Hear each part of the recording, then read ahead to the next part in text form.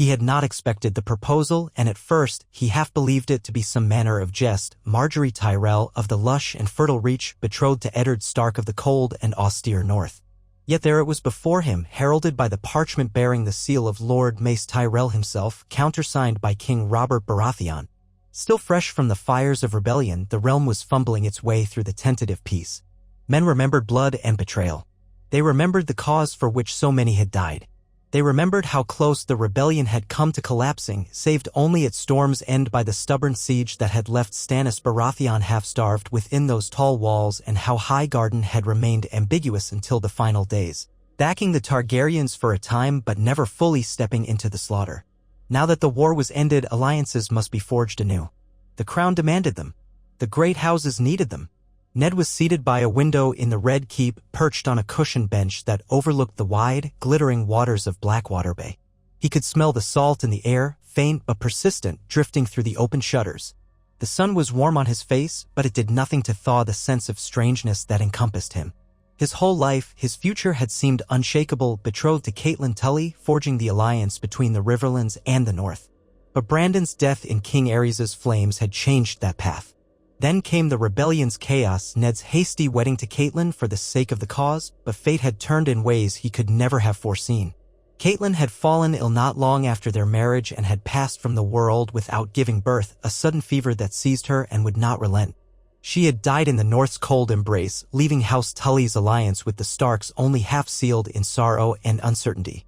If the times had been gentler, if the realm had known peace, then perhaps another arrangement with the Tullys would have been possible. Yet the war had left many things broken beyond easy mending. Now the realm was uncertain again. King Robert sat on the Iron Throne, newly crowned, his voice booming with laughter one moment and thundering with anger the next. Lords scrambled to prove loyalty or to make quiet alliances that might safeguard them should the realm fall again into violence.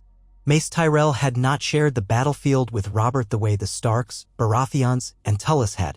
The Tyrells had bent the knee after the fall of the Mad King, their support of the Targaryen cause reeled back when it became clear that victory belonged to Robert. Some at court whispered that the Tyrells needed to prove themselves unambiguously loyal to the new king. Others said that Mace Tyrell was simply a cunning man seeking to bind the North in friendship, forging yet another powerful link for House Tyrell's advantage. But if the seal on the parchment in Ned's hand meant anything, it was that the matter had the king's blessing. When he had first received the letter, Ned read it without expression, heart drumming a steady, thoughtful beat in his chest. The notion seemed so strange. He was nearly a generation older than Margaery Tyrell. She had been but a child not long ago, though rumors abounded that she had grown into a young woman renowned for beauty and courtesy, adept in courtly graces, skilled in the arts of subtlety that flourished south of the neck. They said she was bright-eyed and gentle-voiced, with a heart that turned men's heads and a wit that dazzled. They said she was as lovely as a springtime rose bursting open in the warm sun. How would she fare in the north, where the ice winds whipped across the plains and the howls of winter wolves haunted the forests at night? She would be leaving all she knew, the gardens of Highgarden, the placid flows of the Mander, the orchard scents and rose-laced arbors. The north offered a different life entirely. Winterfell with its gray walls, the godwood, the damp chill. There was a measure of guilt that gnawed at Ned's conscience. He was older, battle-tested, and weighed with the burdens of the war's memories. He did not wish to drag a young woman across the realm into a world so different from hers. But marriage was seldom a matter of personal choice for lords and ladies. He was not King Robert, able to romp from one bed to another and choose or discard alliances at will. Ned Stark had a duty to his people. The Lannisters grew in influence by the day, and the Tullys nursed old wounds from the war, even if they were tenuously allied with the throne. The Arryns remained stalwart but distant. The Tyrells, lords of the South's most fertile lands, offered an opportunity to sow harmony between extremes of climate, forging a bond that might strengthen the entire realm. The king's words were not a request. They were an expectation hammered into the shape of a politeness. "Lord Eddard, bind us all," Robert had said when first he broached the idea in the council chambers. "Your line deserves some happiness, Ned. Gods know we've had too little of that." But the memory of Catelyn's passing weighed on him still. He had scarcely begun to mourn her. The war had not let him pause to grieve. There had been skirmishes, looting, the grim retribution that followed the rebellion's end. And then there was the final sealing of alliances, the reorganizing of power, the condemnation of the Targaryen loyalists who had escaped justice. All of it had left him precious little time to remember the bright eyes of the woman he had briefly wed, the feel of her hand in his. It seemed a betrayal of Catelyn's memory to consider another marriage so soon. And yet, for the sake of duty, for the sake of the realm, he knew he must. He had always been a man who placed duty above all else. The North needed heirs, needed stability. House Stark had bled more than enough. He was the last adult male Stark, for Benjen had gone to the Night's Watch, and so the North needed Ned to ensure the lineage. He set the parchment aside. Outside, the gulls wheeled in the sky, their cries almost shrill. If he accepted, he would leave King's Landing soon, ride south to Highgarden, finalize the marriage contract under Mace Tyrell's watchful eye, and then journey back north with his new wife. The entire realm would gossip, tongues wagging about the southern rose transplanted into the snows of the north. Yet if it brought peace. That evening, Ned gazed across the chamber at King Robert, who was in his cups. Robert's booming laughter reverberated against the high ceilings. The rest of the small council had drained away in ones and twos until only Robert remained, with Ned lingering near the table. The king had a pitcher of wine in front of him, half-empty cup scattered at hand. His face was flushed with that ruddy color that marked his frequent indulgences, and his belly, though not yet truly large, showed the potential for corpulence. Robert spotted Ned's look and beckoned him closer. "Ah, come, Ned," Robert called, voice echoing. "Don't stand there like a statue. You're not made of stone yet. Sit, drink with me." Ned reluctantly joined him, accepting a cup of strong red. "Robert," he said after a sip, "it's a weighty matter to wed so soon again." The king nodded slowly. "You've done your duty, I know. Married that Tully girl, lost her 7 hells, I was truly sorry for it, Ned." His gaze softened. "But these are times that call for new ties. Margaery Tyrell. She's said to be sweet as the summer, and you've had too little of that in your life." Ned listened, swirling the wine in his cup, a flickering candle's reflection dancing on the surface. "I know you'd not press me toward it if it weren't for the good of the realm." "I wouldn't," Robert agreed. He drank deeply, set the cup down with a thud. "I'm no fool either, Ned. The Tyrells are proud. They held out against me for a time, but I need them in the fold completely. You're the best of us. Honor-bound, unshakable. Let the Tyrells bind themselves to House Stark, and it'll be a sign of faith. A sign of unity. They don't fear me too much, but they will respect you." Marrying their sweet daughter to the Warden of the North, he let the thought trail away with a shrug. "It's perfect." Ned felt the dull ache of acceptance settle into him. Perhaps Robert was right. This was the time for forging new beginnings. And if that meant he must lay aside personal reluctance and open himself to another wedding, then so be it. He drained his cup and stood to leave, ignoring Robert's half-hearted protest to stay a while longer and drink. Duty called him elsewhere, as it always had. The day Ned set out from King's Landing dawned bright. He wore plain riding leathers, his cloak pinned with the dire wolf of Stark.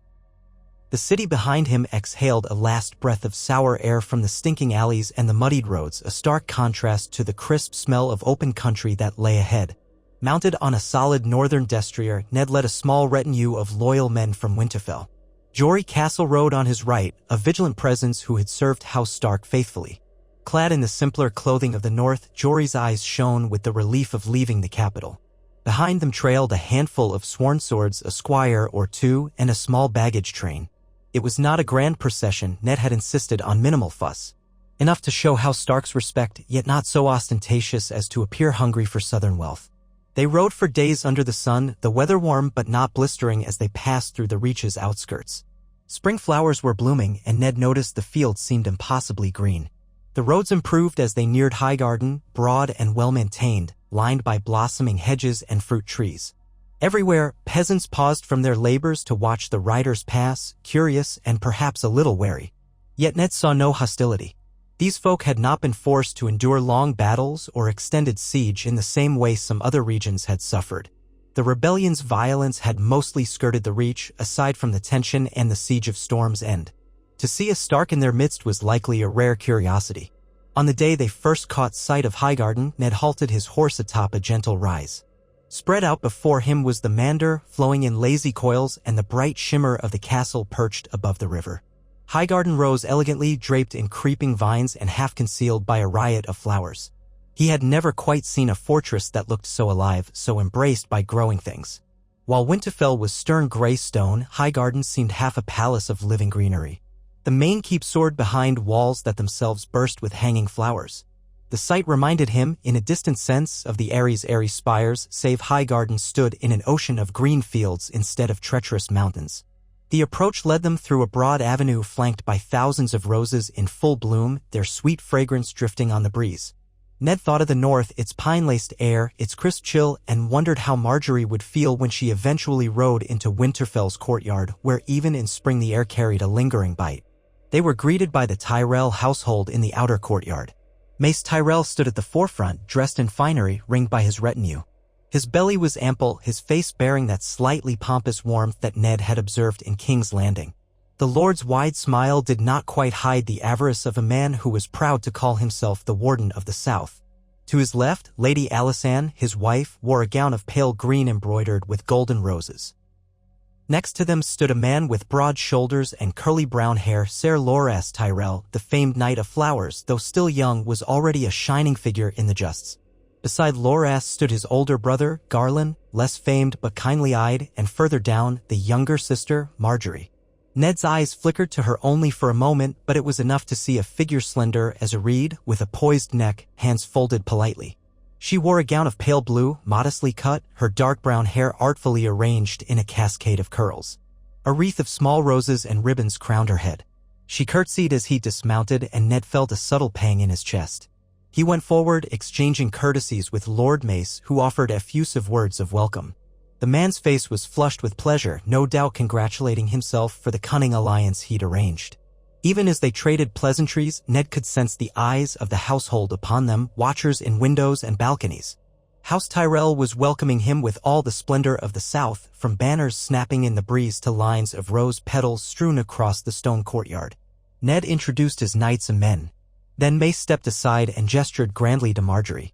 She stepped forward with a soft smile that reached her eyes, and Ned noticed the faint sweetness of rosewater clinging to her. She was indeed young, perhaps 16 or 17 name days, no older. That alone brought him a wave of guilt. He was in his mid-20s, a man grown from war and sorrow. But she possessed a calm, assured grace that suggested her childhood had ended early in these perilous times. Lord Stark, she said, dipping her head in respect, the hospitality of Highgarden is yours, and I hope you will want for nothing while in our home. Her voice was soft but clear, like a cool stream flowing through the hush of a summer day. Lady Margaery, Ned replied, bowing in turn, I thank you. Your father's generosity precedes him, and I can see you share in that virtue. He did not know what else to say, so he let the moment be. He had never been adept at the flowery courtesies so beloved in the South. He was a blunt instrument, a man shaped by war, used to directness and necessity. Standing in Highgarden's courtyard with blossoming trellises overhead and the promise of banquets in the air, Ned felt out of place. They led him into the castle's halls, corridors bright with sunlight. Servants bustled with trays of fresh fruit, pitchers of scented water, sweetmeats. The tapestries along the walls portrayed summer harvests, golden fields, and legendary knights bestowing roses on fair maidens. These spaces could not have been more unlike the austere stone passages of Winterfell. Margaery's voice carried lightly through these halls as she played the gracious hostess, ensuring Ned's men would be lodged comfortably, offering suggestions of what foods they might like. She asked polite questions about the journey, about whether his horse had fared well in the warmer climate. She did it all with easy charm. Ned observed her, still uncertain how she could be so poised. He recalled that the Tyrells were known for their courtly arts. No doubt she had been trained from birth in how to please a guest, how to handle conversation without offense or awkwardness. She made it look effortless. If she harbored any concern about traveling north to wed a man older than herself, she gave no sign. Within hours, the final negotiations for the marriage contract began. Robert had already set the terms from King's Landing, but the Tyrells had a flair for ceremony. Mace Tyrell boasted of the lavish feast he would throw in celebration. The wedding would take place in Highgarden's own sept, with half the reach in attendance if Mace had his way. The alliance would be sealed not just with signatures on parchment but with a grand demonstration of Tyrell wealth and splendor to show the realm that House Tyrell was at peace with the new order. Ned was no lover of large ceremonies. He would have preferred a quiet wedding, a small gathering to confirm the vows. But the Tyrell way was different, and he saw no reason to refuse. Let them celebrate.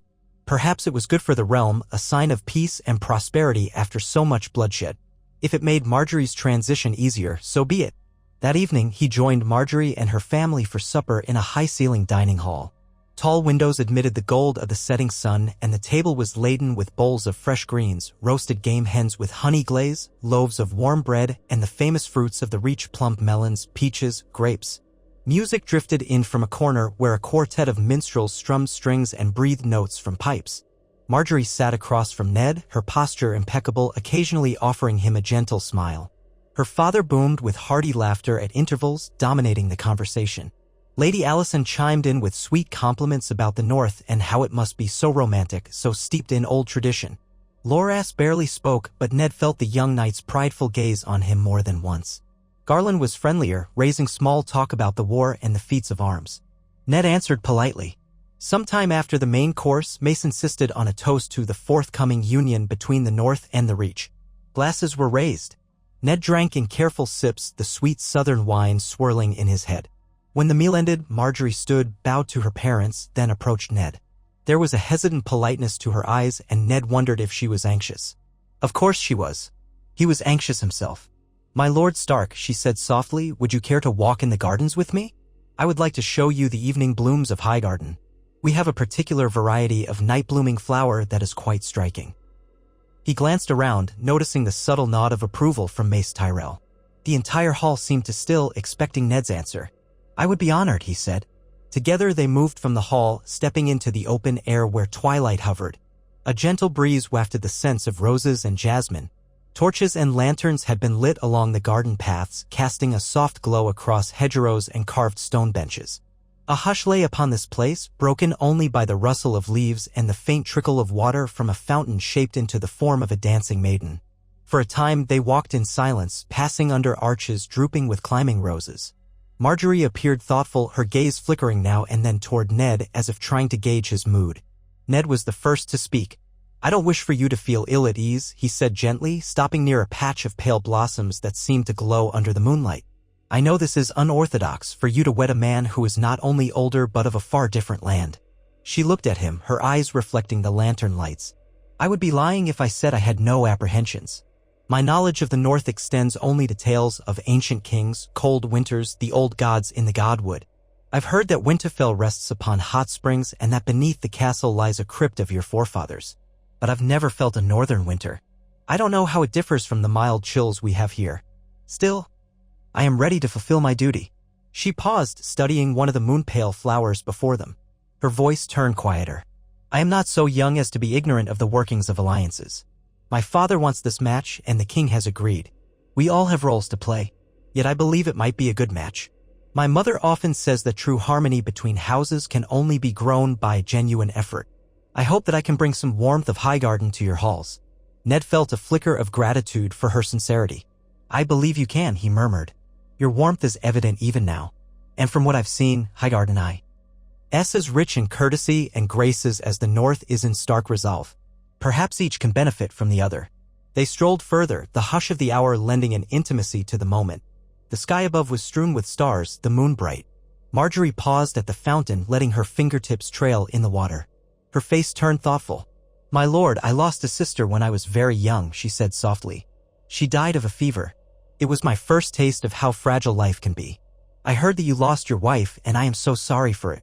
I do not presume to replace her in your heart. But I promise, if you'll have me, I will stand beside you in your duty to the North." Her words, spoken gently, conjured the memory of Catelyn once again, though time had blurred the edges of that brief union. There was a tightness in his chest, but also a sense of comfort that Margaery acknowledged the complicated nature of their arrangement. "Thank you, my lady. I promise you in return that you will have my respect and care. Whatever concerns or fears you have, you may bring them to me and I will endeavor to address them. The North may be harsh, but you will not face it alone." She offered him a small smile that radiated something akin to hope. And so, in the moonlit garden, with flowers nodding like silent witnesses, they reached a mutual understanding that, though this was a political match, they would try to find a measure of genuine partnership within it. The betrothal announcements were made the next day. Trumpets sounded from the parapets, and Mace Tyrell proclaimed to lords and ladies of the Reach that the beautiful Margaery Tyrell would be wed to Lord Eddard Stark of Winterfell, Warden of the North. Couriers went riding to spread the news. Across the castle's halls, servants bustled with renewed fervor to prepare for the wedding, which may set for a fortnight hence. Garlands must be woven, feasts planned, guest chambers readied for the torrent of visitors expected to arrive. The hum of excitement was palpable. During those days leading up to the wedding, Ned found himself in a strange haze of courtly rituals. He attended a series of small receptions and gatherings held by lesser lords of the Reach, each eager to ingratiate themselves with the new soon-to-be ally of House Tyrell. He received gifts, fine southern garb, embroidered cloaks, intricately carved boxes of spiced tea, rare wines. Margaery, too, received a flood of offerings, jewelry, perfumes, exotic caged birds from Essos even. At first, Ned balked at such extravagance, but Margaery merely assured him that such was the southern way. Hospitality is a form of currency here, she said with a hint of wry amusement. They give gifts to show respect and to gain it. In the midst of these festivities, Ned stole what quiet moments he could. He walked alone now and then in the corner of Highgarden's orchard, collecting his thoughts beneath apple blossoms. He exchanged letters with King Robert, who crowed about the wedding's effect on the realm, proclaiming that Tyrell men had come to King's Landing to pledge renewed loyalty. They bend the knee with more cheer than I expected, Robert wrote, no doubt eager to show their devotion now that their daughter is to wed the Warden of the North. Ned also wrote to Winterfell, instructing Maester Luwin to see that the castle was readied for the arrival of a new Lady Stark. He imagined the stir it would cause among the people of the North, who had never expected a southern lady to grace their halls. Yet, perhaps it would be a moment of unity. The North had lost so many in the war, from common folk to highborn. A wedding might bring hope of renewal. Finally, the day of the wedding arrived. Highgarden was a kaleidoscope of color. Banners of gold roses on green fields fluttered from every wall. Flowers were strewn in the corridors and across the courtyards. A large dais was built in the castle's main courtyard for the wedding feast, and tables lined the space. Servants went to and fro bearing trays piled with honey cakes, roast swan, fresh fish from the Mandar, sculpted pastries in the shape of roses. The sept was draped with garlands of lilies and sweet-smelling roses. The air rang with the melodies of minstrels, harpists, pipers. Lords and ladies of the Reach paraded in their best attire, forming a dazzling tapestry of colors. Ned himself, garbed in a doublet of gray with silver embroidery, a compromise between southern finery and northern plainness, waited in the sept with a solemn heart. He could feel the press of so many eyes upon him. Ser Loras, in shining armor chased with gold, stood near Margaery's side as her protective brother. The septon stepped forward, reciting the ancient words that bound man and wife. Through it all, Ned's gaze found Margaery's. She was resplendent in a gown of ivory silk, embroidered at the bodice with delicate golden roses and swirling vines. A thin chain of gold rested atop her carefully arranged hair, glinting in the light of 100 candles. She seemed composed, though Ned sensed the slightest tremor in her hands as the ceremony proceeded. He watched her lips as she pronounced the vows, voice steady.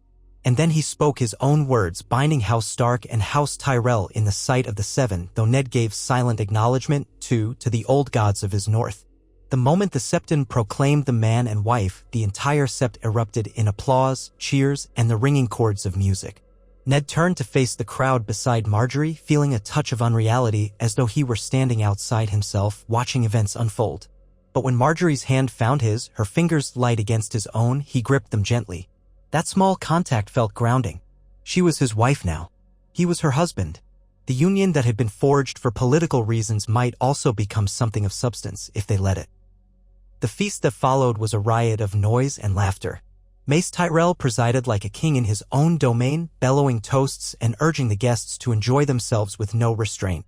The tables groaned under the weight of the courses. Ned found himself seated beside Margaery at the high table, half listening to the jests and tall tales that abounded. Lord Randall Tarley, stoic and imposing, offered stiff congratulations. Others, like the red-nosed Lord Hightower, made florid speeches about the new bond between North and South. In between, minstrels and bards performed.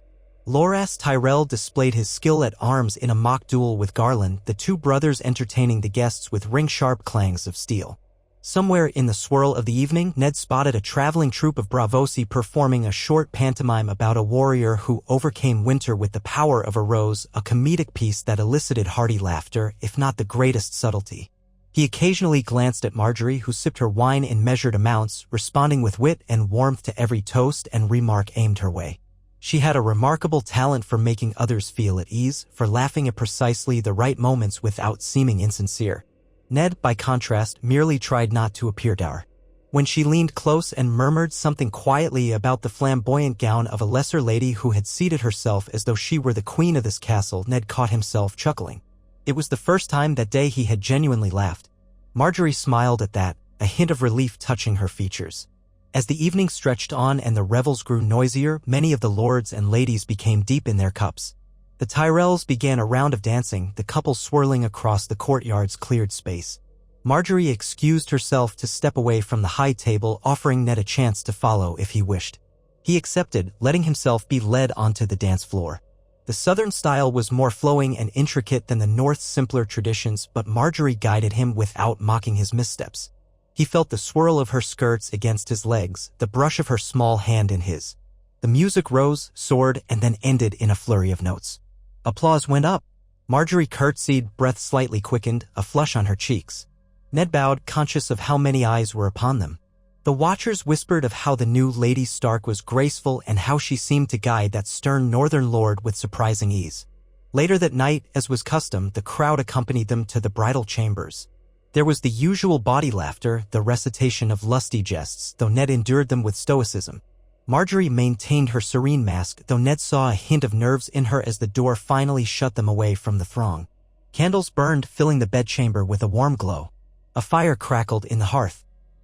The bed was strewn with rose petals, courtesy of the Tyrell house traditions. Ned felt the strangeness of the moment weigh upon him. Here he was on his second marriage night to a bride so unlike the Tully girl who had once stood at his side.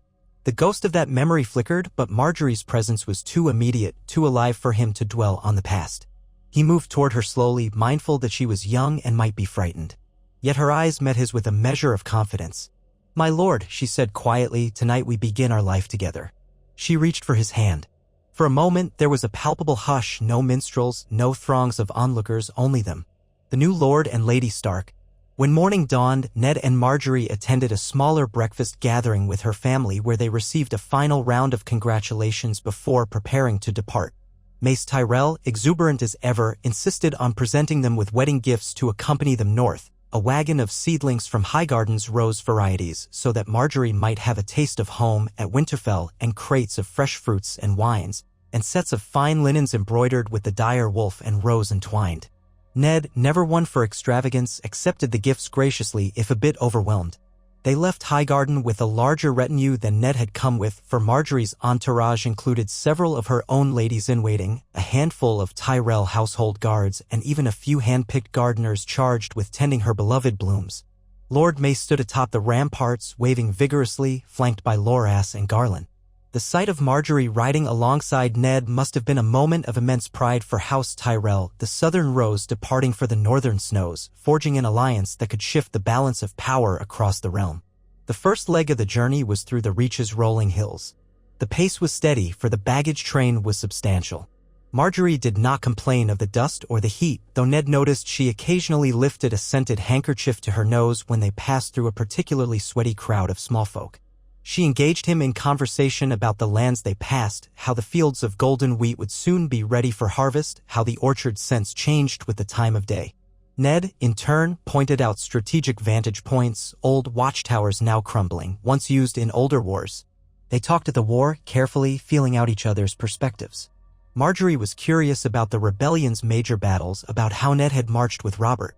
"I was quite young at the time," she said softly, "but I remember hearing my father speak of the uncertainty. I recall a fear in the castle that Storm's End might fall and that the Targaryens might yet hold the throne. Life seemed poised on a razor's edge." Ned said little about the more brutal aspects of the war, but he told her that the rebellion was not as glorious as minstrels' tales would have it. Men died screaming on the battlefield. Allies became foes if the circumstances demanded it. He remembered the smell of burnt flesh at the Trident, the madness in King Aerys's last days. He recalled the bitterness of finding the Tower of Joy in the aftermath. Some memories were too personal to share, so he kept them locked away. Margaery seemed to sense his reticence, and did not press him. Instead, she offered a gentle understanding, remarking that the cost of war was always paid by the small folk and the soldiers in the field, rarely by the high lords who arranged it. A week or more passed, and they reached the border of the Crownlands. King's Landing loomed ahead, but they skirted around it, for Ned wished to avoid the capital's chaos if he could. A messenger was dispatched to inform King Robert that they were merely passing on their way north and needed no official reception. It's simpler this way, Ned told Margaery.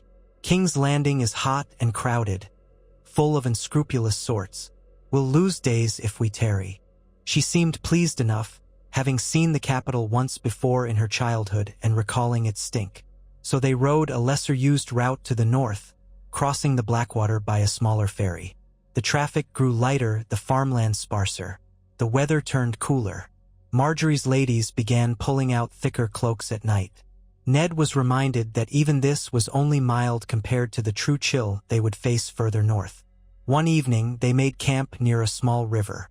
Tents were erected, fires lit for cooking.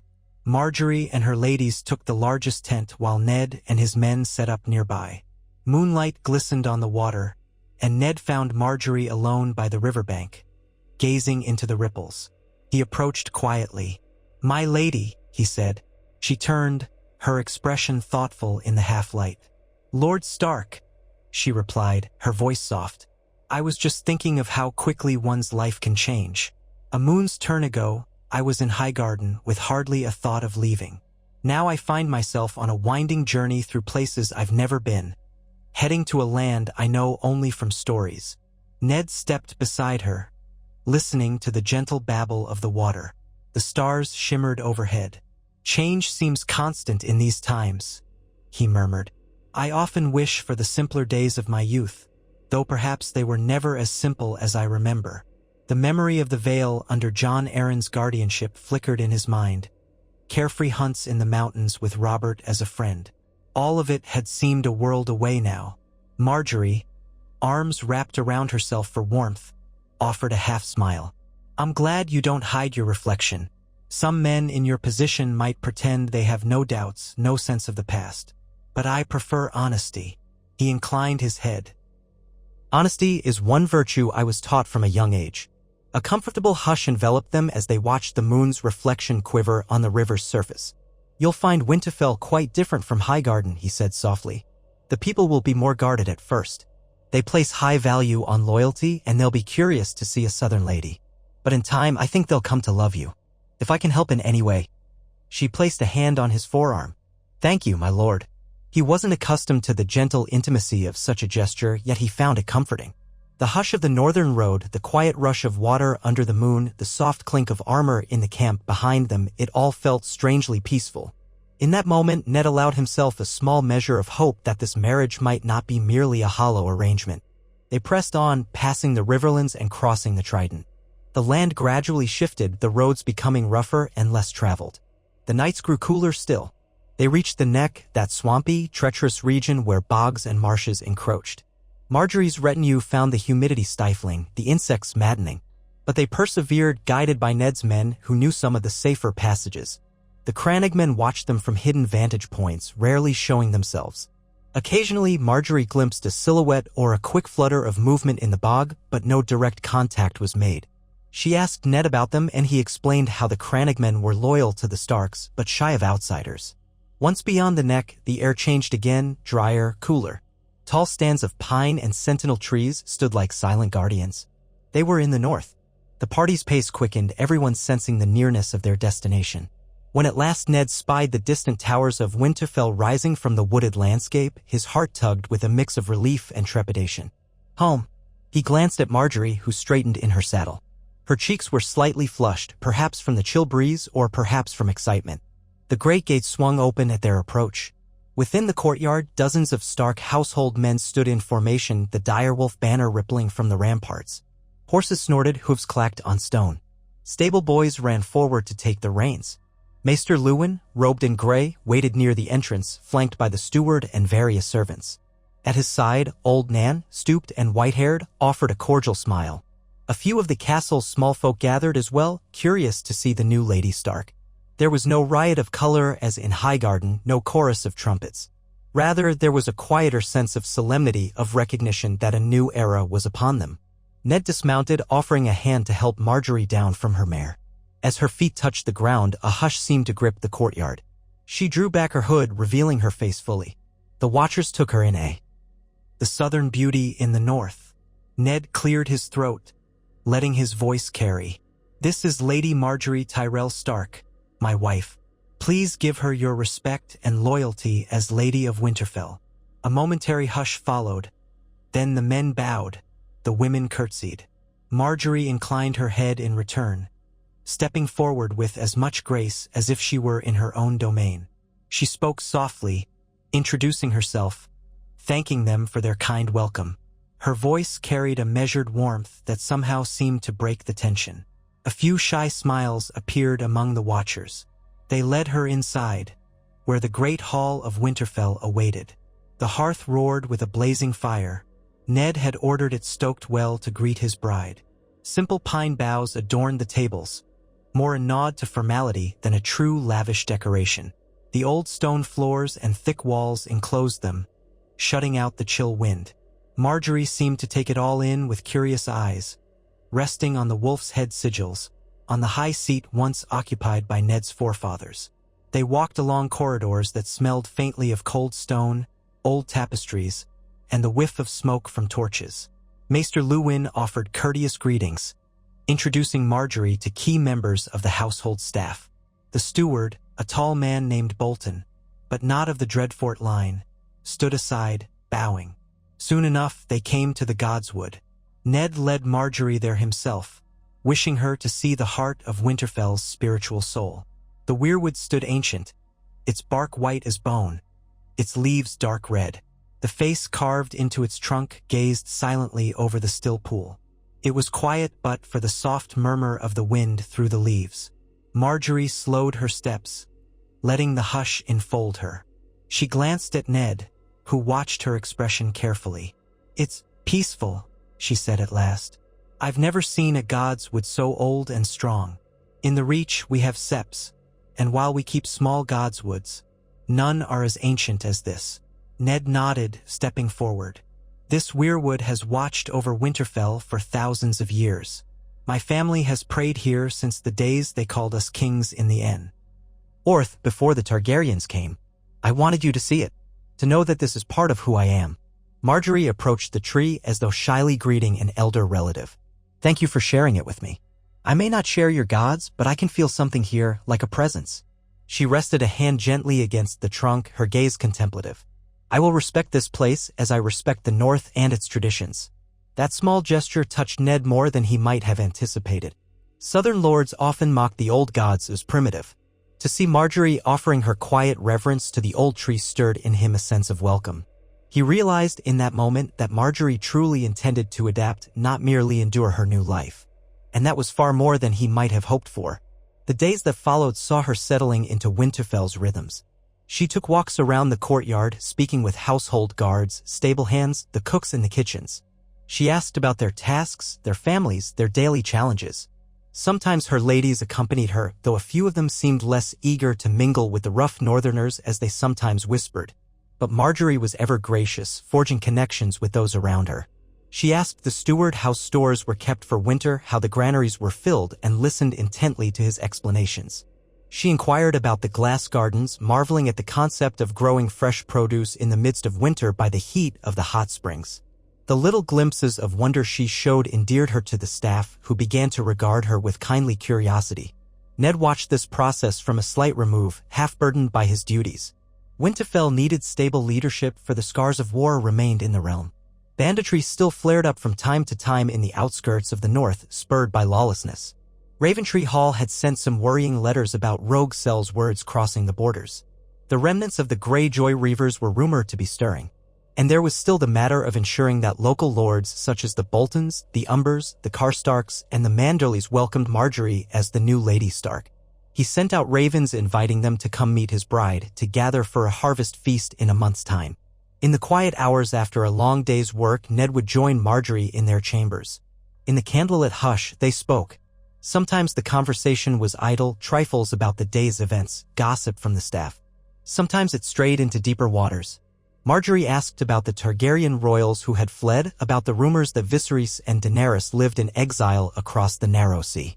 Ned answered with what little he knew, always mindful that talk of the Targaryens was still fraught, especially if it touched on Rhaegar or the last days of King Aerys. She confided that her father once entertained the idea of forging a match with the Targaryen line back before the rebellion changed everything. How different the world might have been, she mused, if the Tyrells had joined them in fuller measure, or if the Targaryens had succeeded in winning the war. Ned did not hide his distaste for the old Targaryen rule. He told her of the Mad King's atrocities, the execution of Brandon and Rickard Stark. She listened soberly, eyes downcast, as though absorbing the weight of that horror for the first time in its fullness. I see now why the rebellion was so fierce, she said quietly, and why your sense of honor compels you to ensure a stable realm. My father seldom spoke of these events in detail, but I recall hearing that we Tyrells stayed with the Targaryens until it became clear the tide had turned. I wonder sometimes if that sits poorly with you. He considered the question. We cannot choose our past. Your father made a choice he thought best for his house. The rebellion is done. Robert sits the throne. We must look forward. He paused. I judge people on their present actions, not just their past. She nodded, relieved, perhaps, that he bore no grudge against her family for supporting the Targaryens in those final days. That night, as they extinguished the candles, Ned felt her settle beside him, a comforting presence in a bed that had long felt too empty. As weeks turned to months, Margaery's presence at Winterfell became a quietly transformative force. She requested to revive some older celebrations, small gatherings that brought a hint of color to the North's more somber calendar. During a mild autumn evening, she arranged a harvest dance in the courtyard, inviting the small folk to attend in addition to the household. Barrels of ale were rolled out, fiddlers played lively tunes, and the crisp air filled with laughter. Ned found himself wearing a faint smile as he observed Margaery gracefully guiding the daughters of local farmers in a simple dance step. She moved among them like a gentle breeze, teasing out smiles from even the most stoic northerners. The old gloom that had hung in Winterfell's halls since the war seemed to lift, if only for a night. Not everyone approved of her ways, of course. Some of the older retainers muttered that the new Lady Stark was too flowery, too fond of pageantry. They whispered that her southern kindness might hide a cunning that sought to impose Tyrell influence. But Ned saw no sign of duplicity in her. She was a woman who had come from a different world, yes, but one who was earnestly trying to be part of her husband's domain. And in time, that effort bore fruit. Maester Luwin reported that the men seemed less sullen, that petty disputes were resolved with more civility, that the staff worked with renewed energy. Ned suspected it was the presence of hope that the war was behind them, that a better future could be carved out. One day, Margaery approached Ned about the rose seedlings her father had sent. They had been kept in pots in the glass gardens, awaiting proper planting. I'd like to plant them in the courtyard, she said, somewhere near where the household can see them, but also where they'll be sheltered from the worst of the winter wind.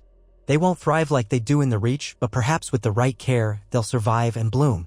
A symbol of our union. Would you mind? Ned considered the idea. The courtyard was typically kept clear for drilling or for storing supplies in harsh winters. But a corner near the well might offer partial shelter, warmed by the subterranean heat that coursed beneath Winterfell. If it pleases you, he said, then let us do it. The men might chuckle at first to see roses in a fortress, but in time they'll understand. So Margaery, with the help of a few dedicated gardeners, planted her Highgarden roses in a carefully chosen spot. She watered them daily, sometimes dragging Ned along to see their progress. It became a small shared project. Over the course of months, the roses began to take hold, their leaves stretching toward the muted northern sun. They were a stubborn breed, determined to root themselves in the stony soil. Margaery's satisfaction at each new bud was contagious, and more than once Ned noticed the household staff pausing to admire the unseasonable color that defied the cold climate. By the time the harvest feast arrived and the various northern lords came to pay homage, the roses had produced a few delicate blooms. Lords Karstark, Umber, Manderly, Serwyn, Glover, among others, arrived in Winterfell's courtyard to greet Ned and his lady. Margaery stood beside him, clad in warm furs layered over her southern silks. She welcomed each lord with a small courtesy and asked after their families, demonstrating an uncanny knack for remembering personal details gleaned from letters or from Ned's own recollections. The great hall that evening was filled with a lively crowd. Northern voices boomed, deep with a certain bluntness, mixing with the more refined cadences of Margaery's ladies. Lord Wyman Manderly, massive in girth and jovial nature, exclaimed he was delighted to meet the new Lady Stark. He praised her as a breath of southern warmth, even if it was half-jest. Great John Umber roared about how he hoped the new alliance would bring more trade routes between the North and the Reach, especially good southern ale. Margaery took it all in stride, listening attentively to each lord's concerns. She spoke of how she might reach out to her father to see if new trade agreements could benefit both regions. She spoke of forging better roads, safer routes for merchants. Even the more cynical among them seemed at least grudgingly impressed by her earnestness. As the feast progressed, Ned watched Margaery conversing with Lady Barbary Dustin, a woman known for her sharp tongue and bitterness toward the Starks. Remarkably, Margaery managed to coax a less hostile mood from Lady Dustin by recounting a comedic story from Highgarden's courts, admitting that southern ladies could be as petty and political as any. The two women parted with faint smiles. This was a quiet triumph that did not go unnoticed. Maester Luwin, leaning toward Ned, whispered, "Your lady wife has a gift for bridging divides, my lord." "So it seems," Ned answered quietly, a flicker of gratitude stirring in him. House Stark had known so much loss that an ally with such gentle but persistent skill might be precisely what Winterfell needed. The seasons shifted slowly, the days shortening, nights growing colder. Winter was not fully upon them, but the promise of frost whispered in the wind. Ned continued his responsibilities as Warden of the North. Letters arrived from King Robert, updates on potential threats from the Iron Islands, rumors of Targaryen sympathizers on the other side of the Narrow Sea. Through it all, Margaery was his confidant, sharing late-night discussions in the hush of their private chambers. She asked incisive questions, offered her perspective. He found her mind as sharp as it was kind, a hidden steel beneath the polished exterior. She was not a warrior by trade, but she recognized the nuances of politics. As the year wore on, Ned started to notice the small changes in her demeanor, tiredness some mornings, a certain pallor now and then. He worried she was not adjusting well to the northern climate, that the cold might be making her ill. But then one morning, as they sat by the hearth, Margaery placed a trembling hand on his arm and revealed, in a soft voice, that she believed she was with child. Ned stared at her in wonder. In that moment, the hush of the room seemed absolute. A child of Stark and Tyrell blood, growing in the heart of Winterfell. Margaery's eyes shone with a mixture of fear and excitement. "I was uncertain at first, but I've missed my courses and I've been feeling ill in the mornings. Maester Luwin suspects it's true, though he says we must wait a while to be certain." A swirl of emotions welled within Ned, hope, caution, a flicker of anxiety. He had lost so many dear to him. The thought of a child coming to them, the chance to secure House Stark's future, to bring new life into these halls after so much death, he was overwhelmed. He enveloped her hand in his. "If it's true," he said, voice uneven, "then we'll see you kept safe and healthy. The North has some old remedies for morning sickness, or so the midwives claim." She smiled, relief in her gaze. "I would be grateful for anything that helps me keep food down." She paused, her eyes drifting to the narrow window where pale sunlight filtered in. "This child will be half the North, half the Reach. I can't help but hope that it signifies a lasting peace. Something good." Ned rested his other hand over her belly, lightly. "Then we shall do all in our power to make it so." From that day on, Margaery's pregnancy became the undercurrent of life at Winterfell. Servants took special care with her meals, ensuring she had warm teas to help with queasiness. Maester Luwin visited frequently to check on her progress. Rumors spread through the castle, then trickled out to the local holds, and soon ravens carried the news across the north, then beyond. The new Lady Stark was with child and heir for House Stark, and heir with Tyrell blood. Congratulations poured in, from King Robert, from the Tullys, from the Arryns, and of course, a lavishly worded missive from Mace Tyrell, proclaiming his joy and offering to send a retinue of midwives from the Reach, as well as special tonics and potions said to ensure a safe birth. Margaery accepted some of the offers politely, but Ned sensed she was growing more comfortable with the North's own ways, trusting its midwives and healers as well. Gradually, the bond between Ned and Margaery strengthened. They shared quiet evenings in front of the hearth, she reading from old tomes of northern history, he recounting the genealogies of the great houses. She teased him gently about his love of reading dusty records, yet listened with keen interest when he told her about the ancient Stark kings. In turn, she taught him about the lineage of Highgarden, the traditions of chivalry and tournaments that were so central to the Reach. She said she hoped one day to host a small tournament in Winterfell, though Ned was skeptical about how the North's climate and rough men might respond to the southern pageantry. Margaery merely smiled undeterred. "In time," she said. "We'll see if such a thing might find a place here." But for now, her focus was on preparing for childbirth. As her belly grew round, the ladies who had come with her from Highgarden fussed over her with every passing day, adjusting her dresses, ensuring she remained warm. Winterfell's staff grew protective as well. Even the older soldiers who had once muttered about that southern rose now softened, tipping their caps and offering to carry things for her when she walked the corridors. She had become a part of Winterfell's tapestry, no longer an outsider. On a cold night when the winds howled around the walls, Ned found Margaery in the godwood, cloaked in heavy fur, standing beneath the weirwood. Concerned for her health, he approached quickly. "Margaery," he said, "the wind is cold tonight. You should be inside, near the fire." She turned and he saw that her cheeks were pink from the bite of the air, but her eyes were clear. "I wanted to speak to your old gods," she said softly. "Just for a moment. I asked the Septas to pray for the child as well in our faith, but I feel that there is something here, some ancient presence that might look kindly on this baby." Ned eased closer, sheltering her from the wind as best he could. He placed a hand on her shoulder. "My father prayed here before riding to war. My mother prayed here for her children. I suspect these old gods have heard many prayers through the centuries." Gently, he guided her back toward the exit. "Let them hear yours. They'll do as they will. In the meantime, let's keep you warm. The child's well-being is paramount." She nodded, letting him steer her indoors, but not before casting one last thoughtful glance at the solemn face carved into the weirwood. The hush in that glade seemed to mirror the hush in her eyes, a quiet hope for a safe future. As time crept on, the day of the birth drew near. Margaery woke one early morning with pains, and the entire castle was roused in short order. Maester Luwin and the midwives convened in her chambers, urging calm as the pains came and went. Ned paced outside, heart hammering. Memories of his mother's final birth that had taken her life haunted him. He prayed silently to the old gods, to the Seven, to any power that would listen, that Margaery might come through this unscathed. The labor was long, stretching from morning into the night. Servants darted in and out, carrying hot water, fresh linens, potions of herbs. Margaery's ladies murmured comforting words to her. The corridors were lined with anxious household members, all hoping for a good outcome. Eventually, near midnight, a thin wail pierced the hush, and Maester Luwin stepped out, face creased in relief. "A boy, my lord," he announced to Ned. "A strong set of lungs on him. Lady Margaery is well."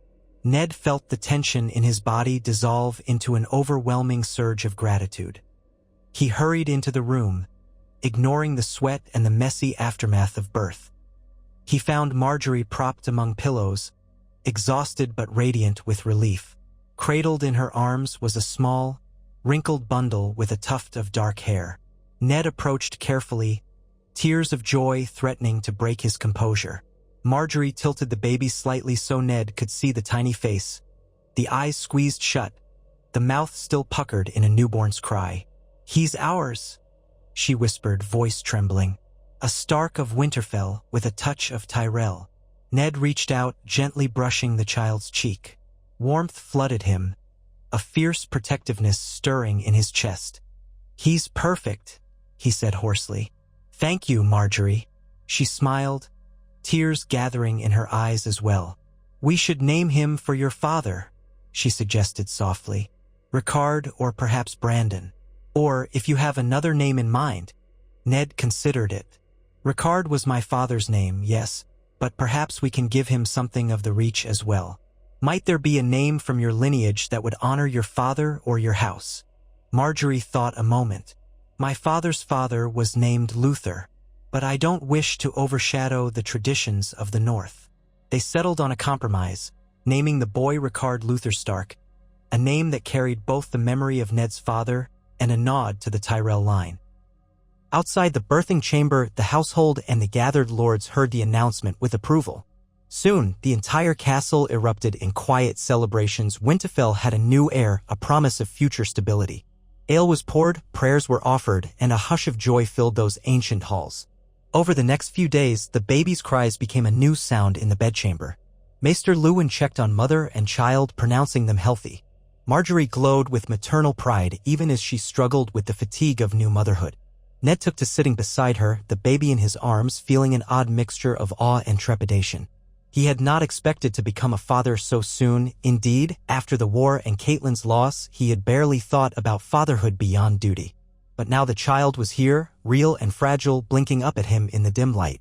Margaery watched them, a soft smile on her lips, no longer the nervous bride but a woman who had, in some sense, found a deeper root in the north than any rosebush could match.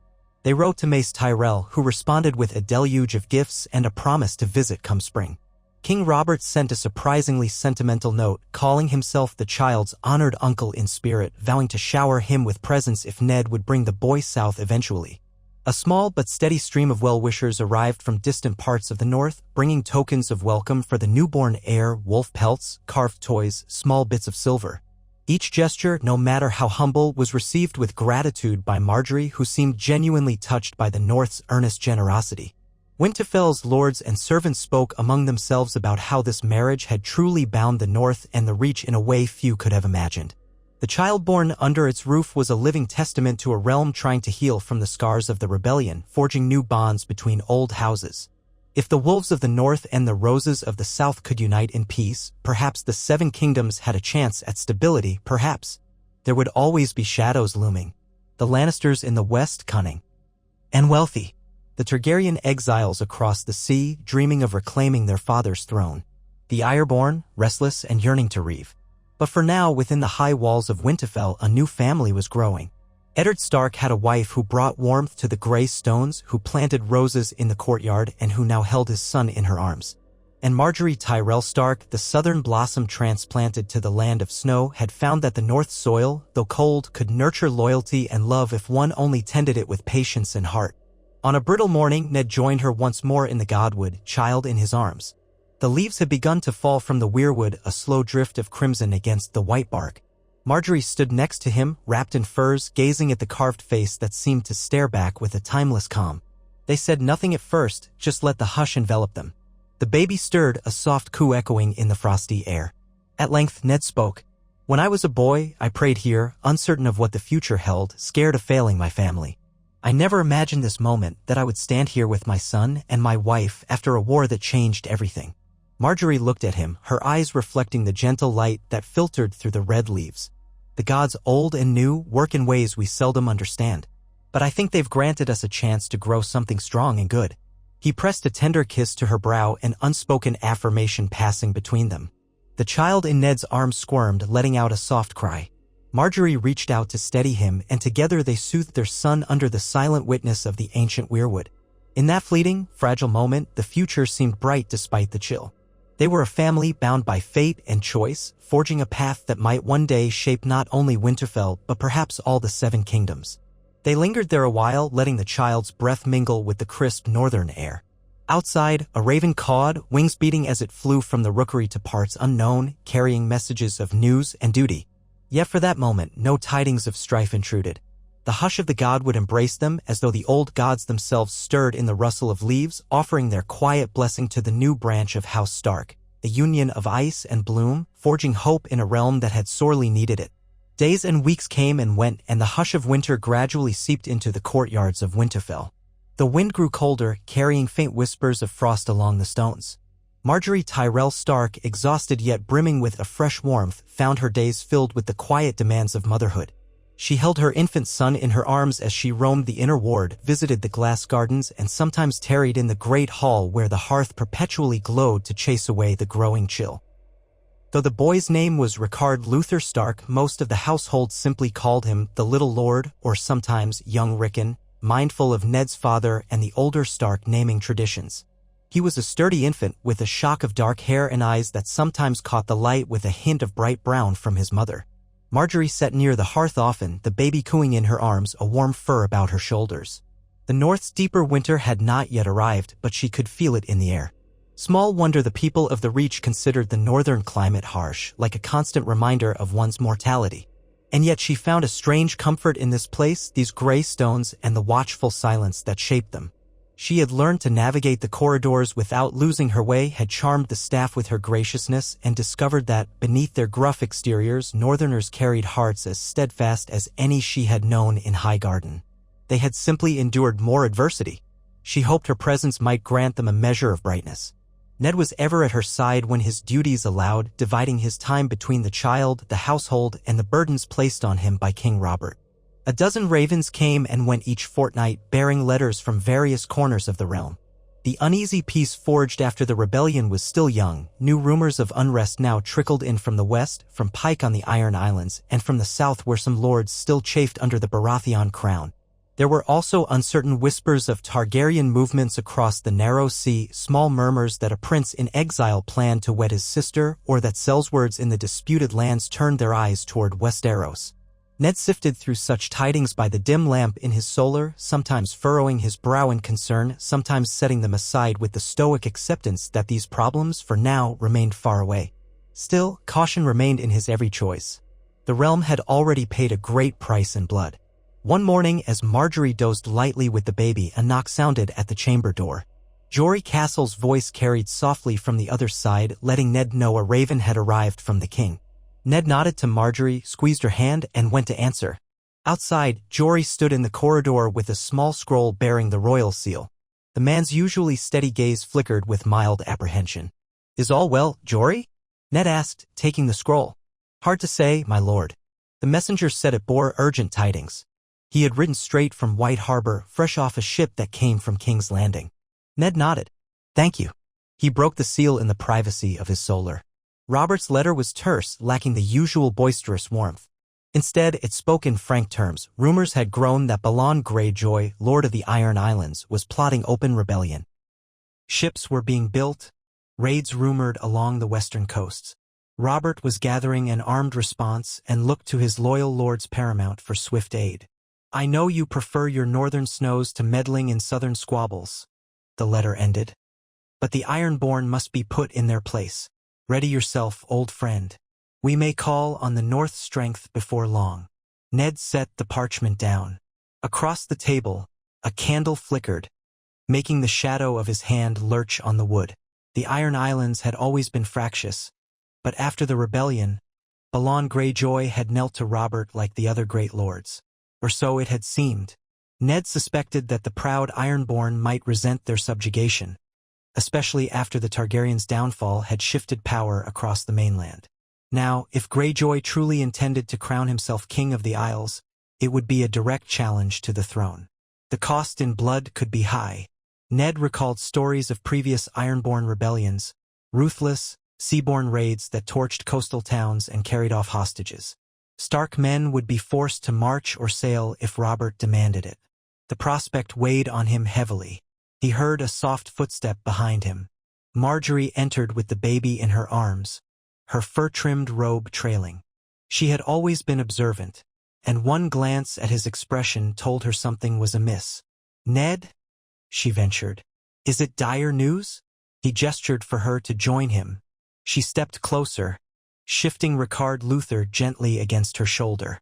The child stirred but did not cry. "A letter from the king," Ned said. "He believes Balon Greyjoy is about to rebel.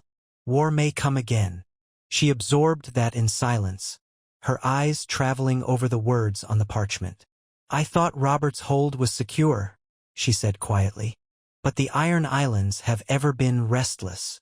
Margaery had learned a good deal about the realm's history in her youth, her father's maester having told her of Harren the Black, of old Ironborn raids that once reached as far as the Arbor.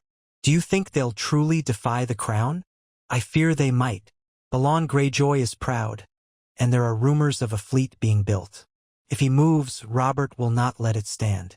He'll call his banners, all of them. I may need to ride south again or sail west." The prospect filled him with a sense of dread. He did not hunger for war, had seen enough bloodshed for a lifetime. "What of the child and me?" Margaery asked gently. Her concern was not petulant. It was simply a question of what might happen if Ned departed. "You will remain here if it comes to that," he said, placing a hand on her arm. "Winterfell is safe. I'd want you and the boy well guarded.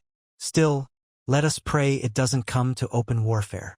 She nodded, resting her cheek on the baby's head. Ricard Luther squirmed, oblivious to the talk of war, content to doze against his mother's warmth. For a long moment, neither Ned nor Margaery spoke. They listened to the crackle of the fire and the faint swirl of wind beyond the windows. Then Ned squared his shoulders. "I must call a council with my captains.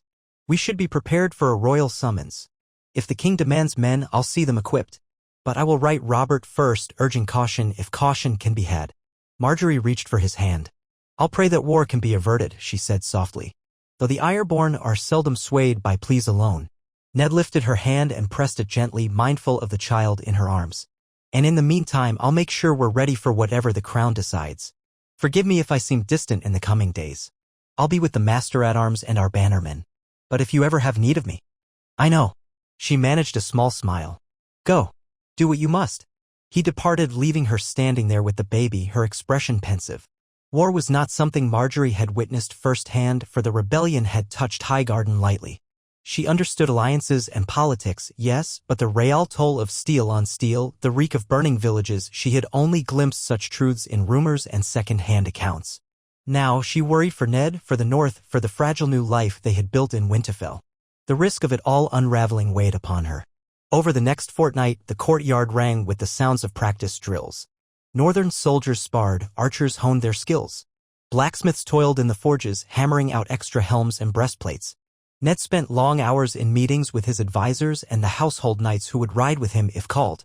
The words Greyjoy rebellion spread among the men, fueling a mix of excitement and apprehension. Old veterans of Robert's rebellion muttered that the Ironborn would rue the day they defied the king. Younger men boasted of the glory to be won. Ned, for his part, remained grim. He remembered the cost of rebellion well. Each evening, he returned to Margaery's side. Sometimes he brought her tidings from the letters that arrived, giving her a sense of the realm's shifting mood. Sometimes he merely sat with her in silence, letting the baby's soft coos soothe his mind. She shared with him the day's small joys, how their son's eyes followed the motion of candlelight, how he grasped Margaery's finger more firmly now, how he seemed calmed by the gentle music of a stringed harp. Ned listened, feeling a tenderness that contrasted sharply with the harsh realities of warfare looming on the horizon. By the time the first true snow of the season arrived, the word was official. Balon Greyjoy had indeed declared himself king of the Isles and the North, rejecting Robert's authority. Raids on the western coast had begun in earnest. Fishing villages were burnt, small towns sacked. The realm braced for open conflict. King Robert's ravens instructed his great lords to muster forces. Soon, a royal host would sail and march westward, determined to quash Balon's uprising. And so, one bitter morning, Ned said farewell to Margaery in the courtyard of Winterfell. He was clad in battle leathers and a thick woolen cloak pinned by the dire wolf sigil. His horse pawed the ground, breath steaming in the cold air. Soldiers in stark colors gathered behind him, along with retainers from various northern houses who had answered the call. The day was overcast, clouds pressed low as if they might release another snowfall. Margaery stood with Rickard Luther in her arms, though the babe was bundled tight and she shielded him from the wind with a fur wrap. She looked up at Ned, her eyes full of unspoken worry. Return safely, she told him, voice trembling just enough for Ned to notice. We'll pray for victory, but more than that, we'll pray for your swift return. Ned carefully leaned down to touch the baby's head, then looked into Margaery's face. I promise I'll come back, he said. And I promise to keep the Northsmen safe as best I can. War is uncertain, but I'll do my duty. He glanced toward the ramparts, where banners whipped in the wind. A hush gathered in that moment, the subdued hush of men who might not see home again. Then he squared his shoulders, gave Margaery's hand one last squeeze, and mounted his horse. The gates opened. The long line of soldiers, horses, and wagons began to move. Margaery watched them file out, the snow crunching under their boots. A few of the men waved farewell. She offered an encouraging nod and tried to keep her composure, for a lady's tears at such a moment could unsettle the common soldiers. They needed confidence. At the last, the gates shut behind the final pair of outriders. Silence descended upon Winterfell's courtyard. Margaery felt the chill deepen, as though a piece of her warmth had ridden off with Ned and the others. She bowed her head over the baby, whispering a prayer that her husband would return in triumph and that the realm would not again drown in blood. A subdued mood took hold of Winterfell. Some of the household men had departed with Ned, leaving only a skeleton garrison. The training yards saw fewer drills, replaced by watchful gates and posted sentries. Hallways once echoing with activity in times of peace became quieter. Margaery resolved not to let gloom settle entirely over the keep. She continued her routine, personally checking on storerooms, seeing that the staff was well managed, encouraging the stewards. She spent time with Maester Luwin, learning about the northern approach to healing and herbal remedies that might help the common folk.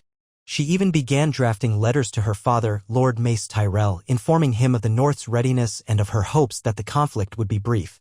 She wrote King Robert as well, with a careful courtesy, expressing House Stark's faith in the crown's leadership. It was a polite fiction, she knew. She could sense that King Robert was a man who thrived on warfare, victory, and the presence of old friends like Ned. He might relish this chance to prove once more that the Baratheon dynasty was unshakable. From beyond Winterfell, ravens carried news of the campaign. Greyjoy longships harried the western coast, but the king's navy, bolstered by ships from the Red Wine fleet of the Reach, blocked them off from open waters. Stannis Baratheon, Lord of Dragonstone, commanded the royal fleet, proving himself a formidable force at sea. Meanwhile, Robert led the main host, a massive army that included lords from the Westerlands, the Reach, the Riverlands, and the North. They would march on the Iron Islands themselves, or so the rumors said. Margaery gleaned details from passing merchants, from letters that Ned managed to send in haste whenever he could. In one letter, Ned wrote, "We took Tyrell without a real fight. The Ironborn are cunning but cannot stand long against superior numbers. King Robert is in good spirits, though he can be rash. I keep urging caution, but he charges ahead. Balon Greyjoy's forces have retreated to their islands, trusting in the sea to protect them. Stannis will handle that, but I suspect a direct assault is coming. Pray for us." Margaery prayed each night in the sept she had arranged to be built, or rather, to be refurbished, for Winterfell once had a small sept that had fallen into disuse. She also prayed in the godwood, acknowledging the old gods that Ned revered. Sometimes she brought Rickard Luther with her, letting the child's babble fill that ancient grove. The weirwood's carved face gazed silently as she entreated it for protection. She felt oddly comforted there, though she still did not share the same faith that Ned held.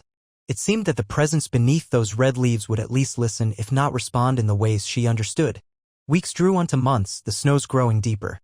Word came that Robert had defeated the Ironborn at sea near Great Wyke. Soon after, the king's forces landed on Pike, the Iron Islands' main seat. There were rumors of a fierce siege, of battered towers, of many casualties. Then at last, the final ravens flew with tidings of victory. Balon Greyjoy had surrendered. His eldest son, Roderick, had perished in the fighting. Another son, Meryn, also dead. Only Balon's last surviving son, Theon Greyjoy, a little more than a boy, remained. As part of the peace terms, this Theon was to be made a ward of House Stark. King Robert intended that the boys fostering at Winterfell would keep Balon in check, ensuring no future rebellions. Ned's letter arrived soon thereafter, informing Margaery that he would be returning home with Theon in tow. She read the letter in her solar, feeling a profound relief that Ned was safe. Though the letter contained a note of sadness, countless men had died, the Iron Islands had been ravaged, and war's price was never cheap. Margaery exhaled, pressing the parchment to her chest. Rickard Luther was asleep in his cradle nearby, a soft blanket over him. She peeked at the child's face, feeling that old familiar rush of protective love. At least Ned was on his way home. It was deep winter by the time Ned rode under Winterfell's gates once more. Snow blanketed the bailey, the courtyard, the ramparts. Icicles hung from ledges, glittering in the pale sun. Margaery stood, bundled in layered furs, waiting with a small cluster of staff to greet the returning men. Her breath misted in front of her face, and her heart pounded with anticipation. At last, the party rode in, a column of northern soldiers, weary from travel but triumphant in posture. Ned led them, face grim beneath a layer of road dust, his hair windswept. Beside him, shorter by a head, rode a boy of about 10, wrapped in a thick gray cloak with a hood that partially concealed his features. His expression was wary, as though uncertain how to hold himself among these strangers. Ned dismounted and gave quick instructions to stable hands. Then he turned to Margaery. She embraced him with more warmth than was typical for a formal courtyard greeting. Murmurs rose among the onlookers, but no one seemed disapproving, only glad their lord had returned. She could feel the tension in Ned's body, the fatigue in his limbs, and she knew it would take time to mend the hurts war had inflicted on him again. Margaery leaned up to whisper, "Welcome home, my lord." He nodded, allowing a faint smile. "It's good to be home," he said hoarsely, then took her hand. "I've brought the boy. This is Theon Greyjoy." The boy slipped off his horse with a measure of competence, landing in the snow with a crunch. He straightened, pushing back his hood to reveal a pale face, dark hair, and eyes that darted from side to side. He looked like he was trying to appear brave, but Margaery glimpsed the fear behind it. He was, after all, a hostage in all but name, torn from his home in the wake of a crushed rebellion. "My lady," Theon said, bowing stiffly. "I thank you for your hospitality." Margaery, mindful of the subtlety, needed her. Offered him a gentle nod. "Welcome to Winterfell, Theon Greyjoy," she said. "I trust you'll find it a place of honor. Should you need anything, speak to us and we'll do our best." He nodded again, not quite meeting her eyes. Ned placed a hand on Theon's shoulder. "Come," he told the boy. "We'll get you settled. Maester Lewin will see to your needs." Margaery looked at Ned. Ricard Luther is in the solar if you wish to see him after you're settled. Her voice was soft, carrying an undercurrent of warmth. I'll see him soon, Ned promised, voice catching just a little.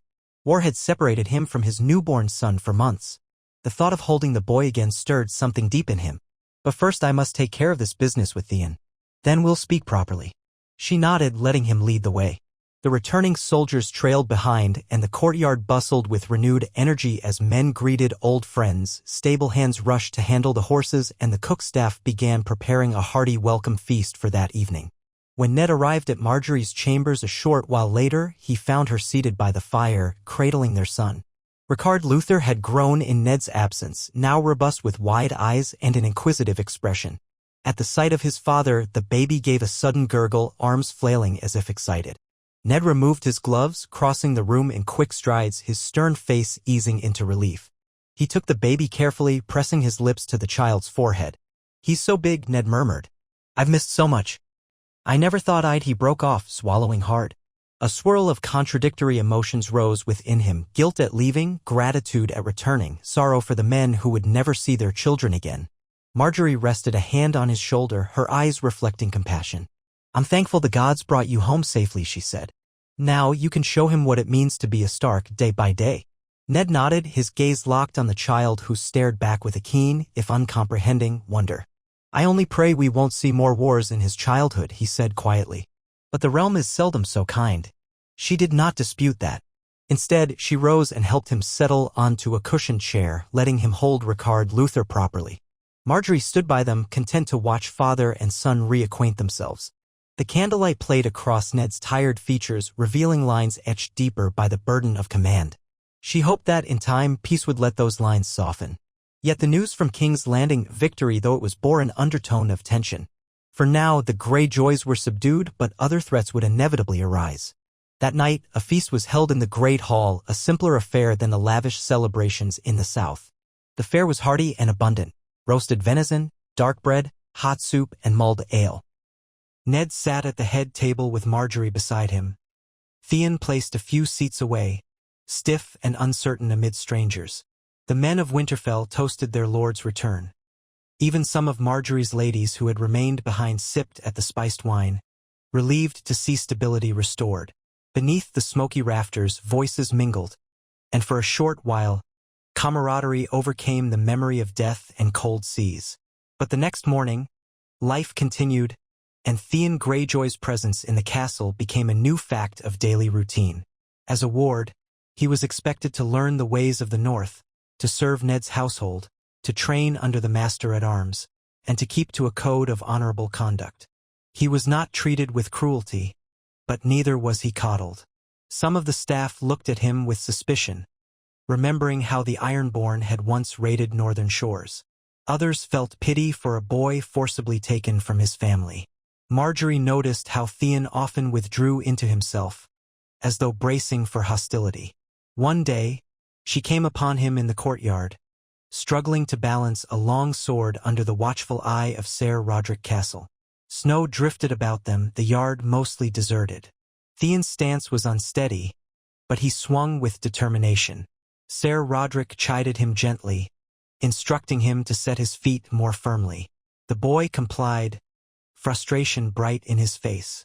Margaery lingered by the edge, Ricard Luther snug against her chest in a swaddling wrap. She studied Theon for a moment, seeing more than just a sullen ward. He was a child who had lost everything: father, mother, siblings, home, and was now adrift in a place that had every reason to distrust him. When Ser Rodrik finally dismissed Theon, the boy turned, startled to find the Lady Stark observing him. He managed a stiff bow. "My lady," he said, trying to hide how out of breath he was. She smiled gently. "You're improving," she offered. "Ser Rodrik is a fine instructor. You'll be a capable swordsman if you keep at it." Theon's expression hardened slightly, perhaps suspecting pity. "I won't shame my name here," he muttered, "even if some think the Ironborn are only reavers and pirates." She let the comment settle, then said, "A reputation can be changed over time, Theon, if you choose to shape it. You're young. You have years ahead. Winterfell can be your chance to become the man you wish to be, not just the man your father chose to make of you." He blinked, uncertain how to respond. Then his gaze dropped to the baby's dark tuft of hair. "Your son looks strong," he said, awkwardly trying to fill the silence. Margaery glanced down at Ricard Luther, who had drifted to sleep. "He is. I hope, when he grows older, the realm is kinder." She fixed Theon with a measured look. "And that includes giving others a second chance to prove themselves." She paused, considering how far to press. "You have a place here, Theon. Lord Stark wants you to learn to earn trust. I hope you'll take that chance." He swallowed, uncertain. "I'll do my best," he finally said, before stepping away to return his wooden practice sword to the rack. She watched him, sensing the complicated swirl of shame and pride inside him. In that moment, she felt pity, yes, but also a guarded hope that the boy might find a semblance of belonging here, if the world allowed it. Life settled into a rhythm again at Winterfell. The snows deepened, blanketing the castle in white. Ned spent his days overseeing repairs to certain walls, seeing that the winter stores were ample, and managing letters from King's Landing about post-war matters. Margaery joined him in some of these tasks, learning more about the practicalities of rule in the north. She spoke with local landholders about how they distributed food to outlying villages. She asked pointed questions about how lords like the Boltons or the Umbers administered justice. When the men overcame their initial surprise, they realized that Lady Stark was not merely curious. She was determined to ensure the well-being of the small folk, a trait that endeared her to more than a few. Many evenings, Ned and Margaery sat before the fire in the Lord's solar, the baby often in a cradle beside them. A hush fell in those hours, broken only by the crackle of flames or Ricard's occasional fuss. Sometimes Ned would speak of the war, the images that haunted him, the sight of men burning on the Iron Island's shores, the stench of bodies unburied. Margaery would listen quietly, offering her hand in silent comfort. At other times, they would speak of kinder things, plans for the next harvest feast, or a new arrangement of roses she had coaxed into blooming in the glass gardens. Ned took subdued pleasure in hearing such trifles. They reminded him that the realm contained more than slaughter. Indeed, he could almost believe that the peace Robert had hammered into place would last, so long as men of honor guided the way. But the realm was not idle. Ravens brought tidings from all corners. Some letters carried troubling undertones. Tywin Lannister, the powerful lord of Casterly Rock, had grown more aloof. He did not join the Greyjoy campaign personally. His bannermen had contributed some forces, but Tywin himself stayed in the west, leaving Robert to question Lannister loyalty behind closed doors. The Tullis of Riverrun remained cordial, though the friendship once solidified by the Tully-Stark marriage had become less direct since Catelyn's passing. Jon Arryn, the king's hand, was said to be weary, wrestling with the burdens of governance. And there was still talk of the exiled Targaryens, drifting from port to port in Essos, gathering what supporters they could. Rumors surfaced that Viserys Targaryen had wed his sister Daenerys in the tradition of old Valyria, or that he planned to do so to secure a stronger claim. None of it felt immediate to the north, but Ned kept a watchful eye on any sign of threat. Winter's middle months passed in quiet, and then, as the days slowly lengthened, the deep cold eased. Drifts of snow began to melt along the southern walls, forming icy rivulets that trickled through the courtyard. The yard became a muddy mess of slush, but the staff cleared paths regularly. Margaery took to walking with Ricard Luther in the open air whenever the weather was gentle, letting him feel the sun on his cheeks. He babbled and grabbed at handfuls of fresh snow, eyes widening at its cold touch. She laughed softly, as enthralled by his wonder as he was by the new textures. Ned sometimes joined them, a rare smile softening his typically solemn face. When the roads became passable again, Ned deemed it safe to invite certain northern lords to Winterfell for a spring gathering. Lady Margaery suggested it as a chance to mend rifts, confirm alliances, and discuss the region's future.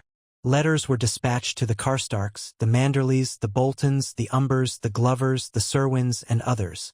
Some arrived with immediate acceptance. Others delayed or demurred, busy with their own tasks. In time, A modest assembly formed in Winterfell's great hall, brightening the fortress with the colors and sigils of the north. On the appointed day, Margaery stood at Ned's side in the hall, greeting each lord or lady in turn. The great John Umber arrived with a bellowing laugh, proclaiming that the only decent ale to be found in the north was brewed in the Shadow Tower, an obvious exaggeration, but one that made for robust conversation. Lady Donella Hornwood offered a polite curtsy, speaking kindly of the new Lady Stark's improvements to the castle. Lord Wyman Manderley, large and gregarious, arrived with a retinue from White Harbor, carrying talk of trade expansion and exotic goods that could come in from the south or across the sea. Roose Bolton appeared as well, quiet and pale, a faint edge to his courtesy that made Margaery uneasy. He was civil enough, yet she noticed a chill in his eyes when he glanced at her or Ned. Still, he bowed and congratulated them on the new heir.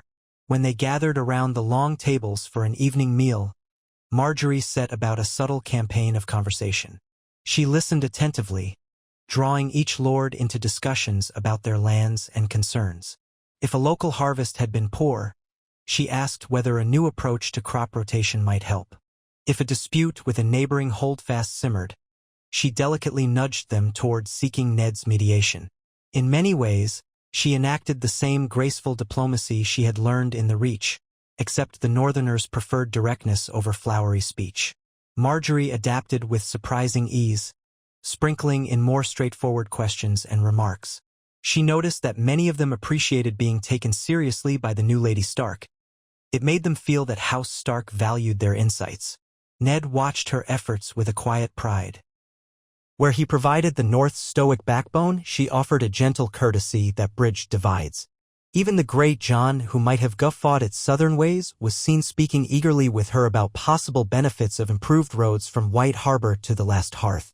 Meanwhile, the Manderleys promised to look into forging stronger trade ties with Highgarden, shipping grain and produce to the north if the next winter proved harsh. Margaery and Ned recognized the value of that arrangement: less starvation, more security. But not all was so harmonious. Roose Bolton observed it all with a faint, inscrutable smile, contributing little to the conversation. He offered polite words when directly addressed, yet rarely revealed his own thoughts. Margaery sensed a disquiet around him and wondered if he quietly resented House Stark's new ties to the south. The Boltons had a long, bloody history with the Starks, older than the Targaryen conquest itself. Though they had been vassals for centuries, that old enmity sometimes flickered to life like an ember beneath ash. Margaery resolved to keep a wary eye on him. That night, after the feast had concluded and most lords had retired or continued their cups in private quarters, Margaery drifted through the dimly lit corridor. Ricard Luther slept peacefully in his cradle with his nurse in an adjoining chamber, so Margaery felt free to wander. She approached the door to Ned's Solar, wanting to speak with him about the day's events. Before she knocked, she heard a pair of voices within, Ned's low tone and another's rasping hush. She recognized it as Roose Bolton's. Curiosity pricked her. She did not wish to eavesdrop, but the men's words carried into the hallway through the heavy door. "My concerns remain, Lord Stark," Bolton said in that steady, expressionless manner of his. "You have your southern wife, your child with Tyrell blood. One wonders if the North's old ways will be preserved or if we will slowly yield to the South's delicate manner." Ned's reply was measured. "The North keeps its own customs. That will never change. My wife respects them.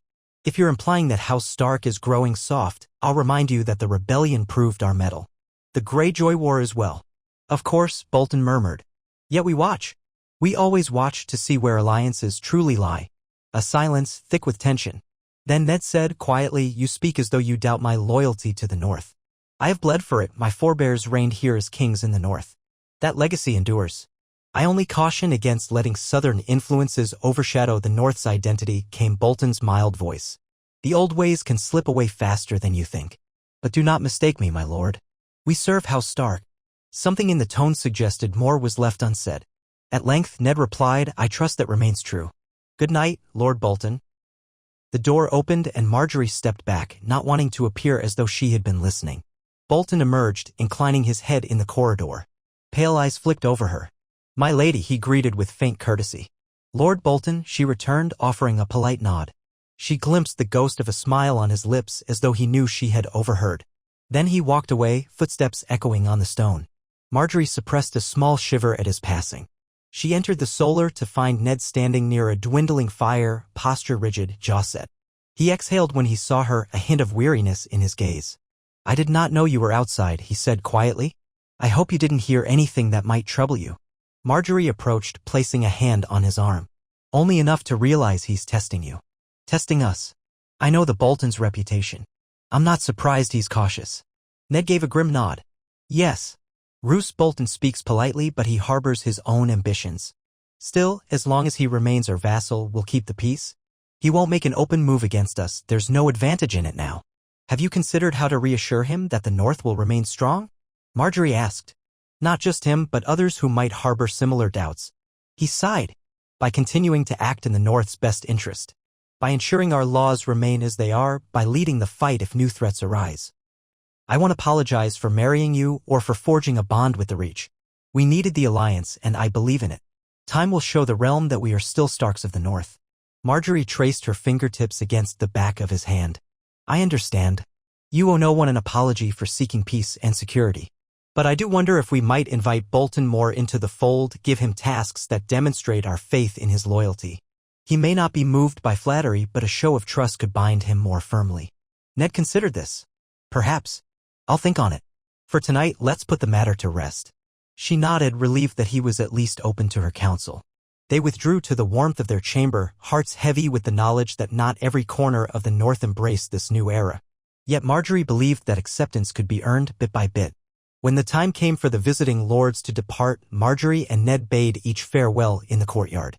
Snow still clung to the corners, though the air was turning milder. Some left with renewed respect for Winterfell's new lady, impressed by her graciousness and intelligence.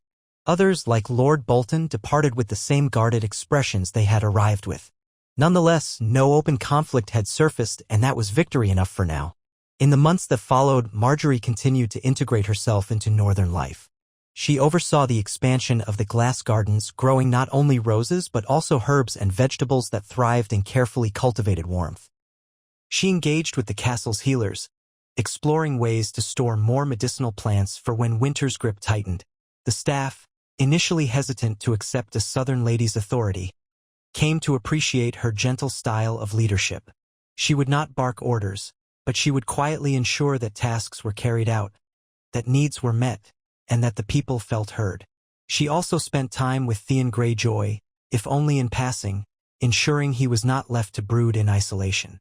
She encouraged him to interact with other squires, to join the hunts with the Master-at-Arms, to read in the library under Maester Luwin's guidance. She noticed that Theon slowly began to relax, to laugh sometimes with the other boys, although an undercurrent of bitterness remained. He was, after all, a hostage at worst and an unwilling ward at best. He seemed to adapt. Ned watched him closely, determined to shape him into a more honorable sort than the average ironborn reaver. Margaery suspected that in Theon's heart was a deep conflict between longing for his home and resenting the father who had lost him to the victors. Rickard Luther Stark grew swiftly as children do. Before long, he was crawling about the floor of their chambers, babbling nonsense words that made Margaery laugh and Ned beam with quiet pride. She introduced the child to new sights. The courtyard under soft morning light, the shape of ravens perched on the battlements, the hush of the godswood where the wind rustled the leaves overhead. Her ladies from Highgarden noted with delight that the little lord was taking after both parents. He had Ned's serious brow when he concentrated and Margaery's warm smile when he was pleased. When the next harvest approached, Margaery and Ned decided to invite guests again, this time including not just northern lords but also some from the Riverlands and the Vale, forging broader ties among the realm's loyal houses. They planned a modest festival, featuring a few friendly competitions of archery and swordsmanship. Margaery suggested a small joust as well, though many in the north found jousting less favored than bare-knuckle brawls or melees. Still, a handful of southern knights might attend, so the tilt-yard was cleared and prepped. Ned tolerated the idea, if only to show courtesy to their out-of-region guests. Messengers set out, and acceptances trickled back. Hoster Tully, the Lord of Riverrun, was too ill to travel, but he would send a retinue led by one of his bannermen. Jon Arryn's health had also declined, so the Eyrie sent regrets. From the Vale, however, a minor house accepted, eager to see Winterfell's famed hospitality. Lord Mace Tyrell, always eager to flaunt his wealth, sent word that if not for duties in the Reach, he would have come personally, but would dispatch a small party of cousins to represent Highgarden. Margaery smiled at that. Her father loved grand gestures but hated the cold. She suspected he still found reasons to avoid traveling so far north unless necessary. The day of the harvest festival dawned crisp and clear, a mild sunshine shining on Winterfell's walls. Bright banners fluttered over the courtyard where crowds gathered. Northern peasants mingled with visiting knights, all enjoying warm bread, honey cakes, roasted meats, and barrels of ale. Jugglers and musicians performed simple shows, laughter rising in the air. On the archery range, men tested their skill, with a Stark guardsman eventually claiming the prize to general applause. The foot melee was more raucous, a swirl of blunt steel and flying fists that ended only when one man pinned another with a dull sword at his neck. The bystanders roared approval, and the loser was helped up, battered but grinning, for it was all in good sport. Margaery, seated on a temporary dais beside Ned, watched the contests with interest. She recognized that the North had a different style of celebration, rougher, less gilded than the tourneys she knew in the Reach. But there was a wholesome quality to it, an honesty in how the men competed. She found herself smiling as she clapped for the victors, her hands gloved against the nip in the air. The baby, in the arms of his nurse near the dais, grew fussy at times. Margaery would pause to soothe him, then direct her attention back to the festivities. Finally, they came to the small joust, which Margaery had orchestrated in part for the visiting Southern Knights. The lists were set up in a cleared section of the courtyard. A handful of local horsemen tried their hand, though jousting was not the North's specialty. 2 traveling knights from the Vale joined in as well, their armor more ornate, lances shining in the sunlight. The crowd watched curiously, many Northerners unaccustomed to the ritual of lance and tilt. Margaery leaned forward with interest. She had seen Ser Loras Tyrell's skill in Highgarden justs, but he was not here now to dazzle anyone. Instead, an older knight from the Vale tilted against a northern squire. The clash of lances rang out as the Vale knight unhorsed the squire cleanly, stirring gasps from the watchers. The next tilt was more evenly matched, a knight from the Crownlands who had traveled here on behalf of some lesser house versus a Karstark man who had practiced jousting on the side. They thundered down the lists, and though the Crownlands knight maintained better form, the Karstark's sheer strength shattered both lances on the first pass. On the second pass, the Crownlands knight managed a blow that glanced off the Karstark's shield, sending him tumbling from the saddle. The crowd cheered for both, impressed by the spectacle. Margaery clapped politely while Ned watched with more reserved interest. When the joust concluded, no serious injuries. Thankfully, the festival continued into the evening with feasting. The great hall filled once more with the aroma of roast boar, venison stew, and sweet preserves. Voices rang out in hearty conversation. Minstrels plucked lively tunes. Margaery made her way from one table to another, ensuring guests had what they needed, exchanging pleasantries. She greeted the Vale Knights, who complimented her on a fine event. She spoke to the Karstarks, commiserating about their man's unlucky fall. She found that, though she longed for the flowers and mild breezes of the Reach, the North's spirit was as vibrant in its own way. Meanwhile, Ned presided at the high table, receiving updates and occasionally exchanging polite words with a Tully bannerman who had come in Lord Hoster's stead. The talk inevitably turned to King's Landing, to the news that Jon Arryn's health had worsened. Some whispered that the king might look for a new hand soon, that the Lannisters might try to secure the position for their own. Ned frowned at the possibility. He distrusted the ambitions of House Lannister. Cersei was queen, after all. If her father or brothers gained more power, it might unbalance the realm. Still, these were matters for another day, and Ned resolved not to darken the festival with such talk. As the evening wore on, Margaery returned to the high table and settled beside Ned. Ricard Luther had gone to bed, tucked in by his nurse, leaving them free to enjoy the final rounds of music. The torches flared along the walls, dancing shadows across the stone floor. A group of young men and women had begun a folk dance in the center of the hall, stamping their feet in time to a harpist's quick melody. Margaery watched with delight, tapping her foot. Ned turned to her, a slight smile on his lips. "I can see you want to join them," he teased in his understated way. "But I recall you prefer the Southern Galliard?" She laughed softly. I enjoy any dance that celebrates life, she said. Though I've no skill in that whirling, stomping number. She nodded toward the dancers. He paused, then offered his arm. Shall we attempt it, my lady? If only for a moment. Her eyebrows rose in surprise. Ned Stark was not a man to leap into folk dancing.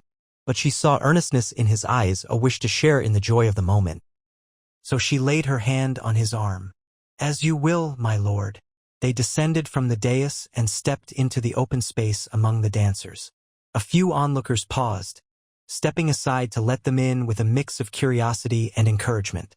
The harpist glanced over, recognized Lord and Lady Stark, and continued playing, perhaps faster than before. Margaery tried to mimic the stamping steps, letting her gown swirl. Ned moved with the caution of a man more used to a training yard than a dance floor. But his presence made up for any lack of finesse. The watchers cheered lightly, clapping in time. It was a fleeting moment of merriment. A southern-born lady and a northern lord bridging their differences with laughter and a bit of awkward footwork.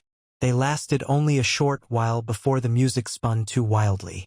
Ned bowed out gracefully, though Margaery noticed he was smiling more openly than usual. I should leave the dancing to those with nimble feet, he said, catching his breath. You did quite well, she replied, a rosy flush on her cheeks from the exertion.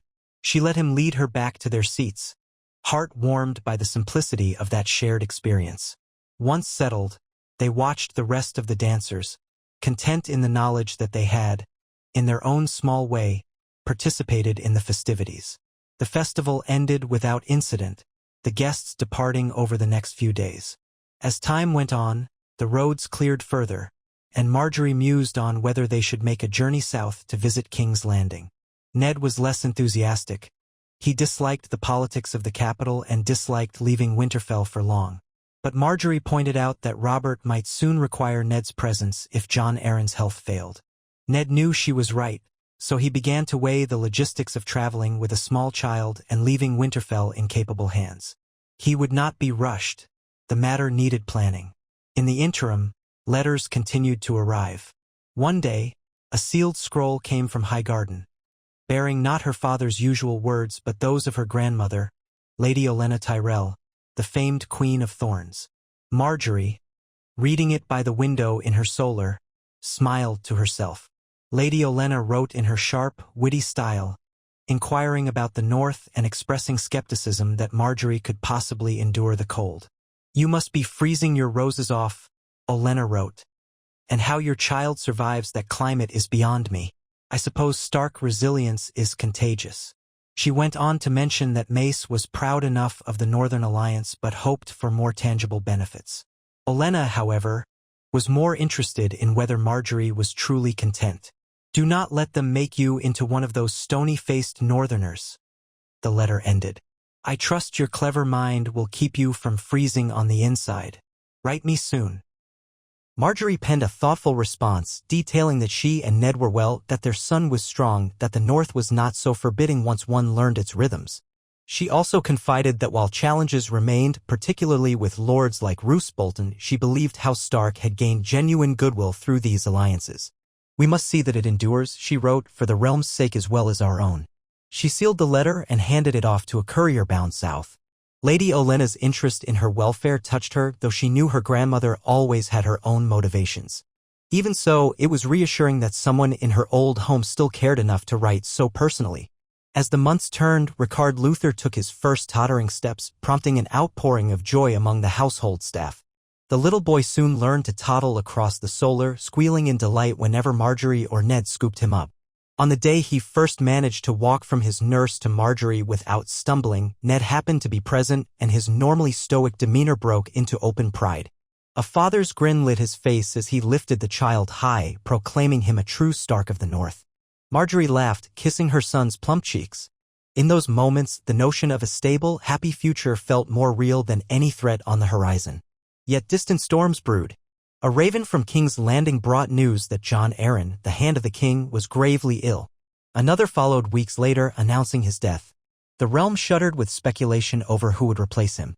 Some said Tywin Lannister would seize the position through Cersei's influence. Others whispered that Robert might turn to old friends like Ned. The letter from the king that finally arrived put all doubt to rest. Robert summoned Ned Stark to King's Landing, naming him the new hand. "You are the only man I trust," Robert wrote in his thick scrawl, "and I will have no other. Come at once and bring your family. The realm needs good men in these uncertain times." Ned read the summons in silence, then handed it to Margaery. She absorbed the meaning with a mixture of concern and inevitability. It was an honor, yes, but also a perilous position. The hand of the king stood at the center of the royal court, mired in intrigues and secrets. Margaery remembered how quickly alliances could shift there. Ned, with his sense of honor, might find himself facing cunning foes. But a royal summons was no trifling matter. Refusal would dishonor both Ned and House Stark. "I expected this," Ned said, voice grave. "Jon was like a father to me when I was a ward in the Vale. Now he's gone, and Robert wants me to fill that void. I cannot refuse." Margaery set the letter aside.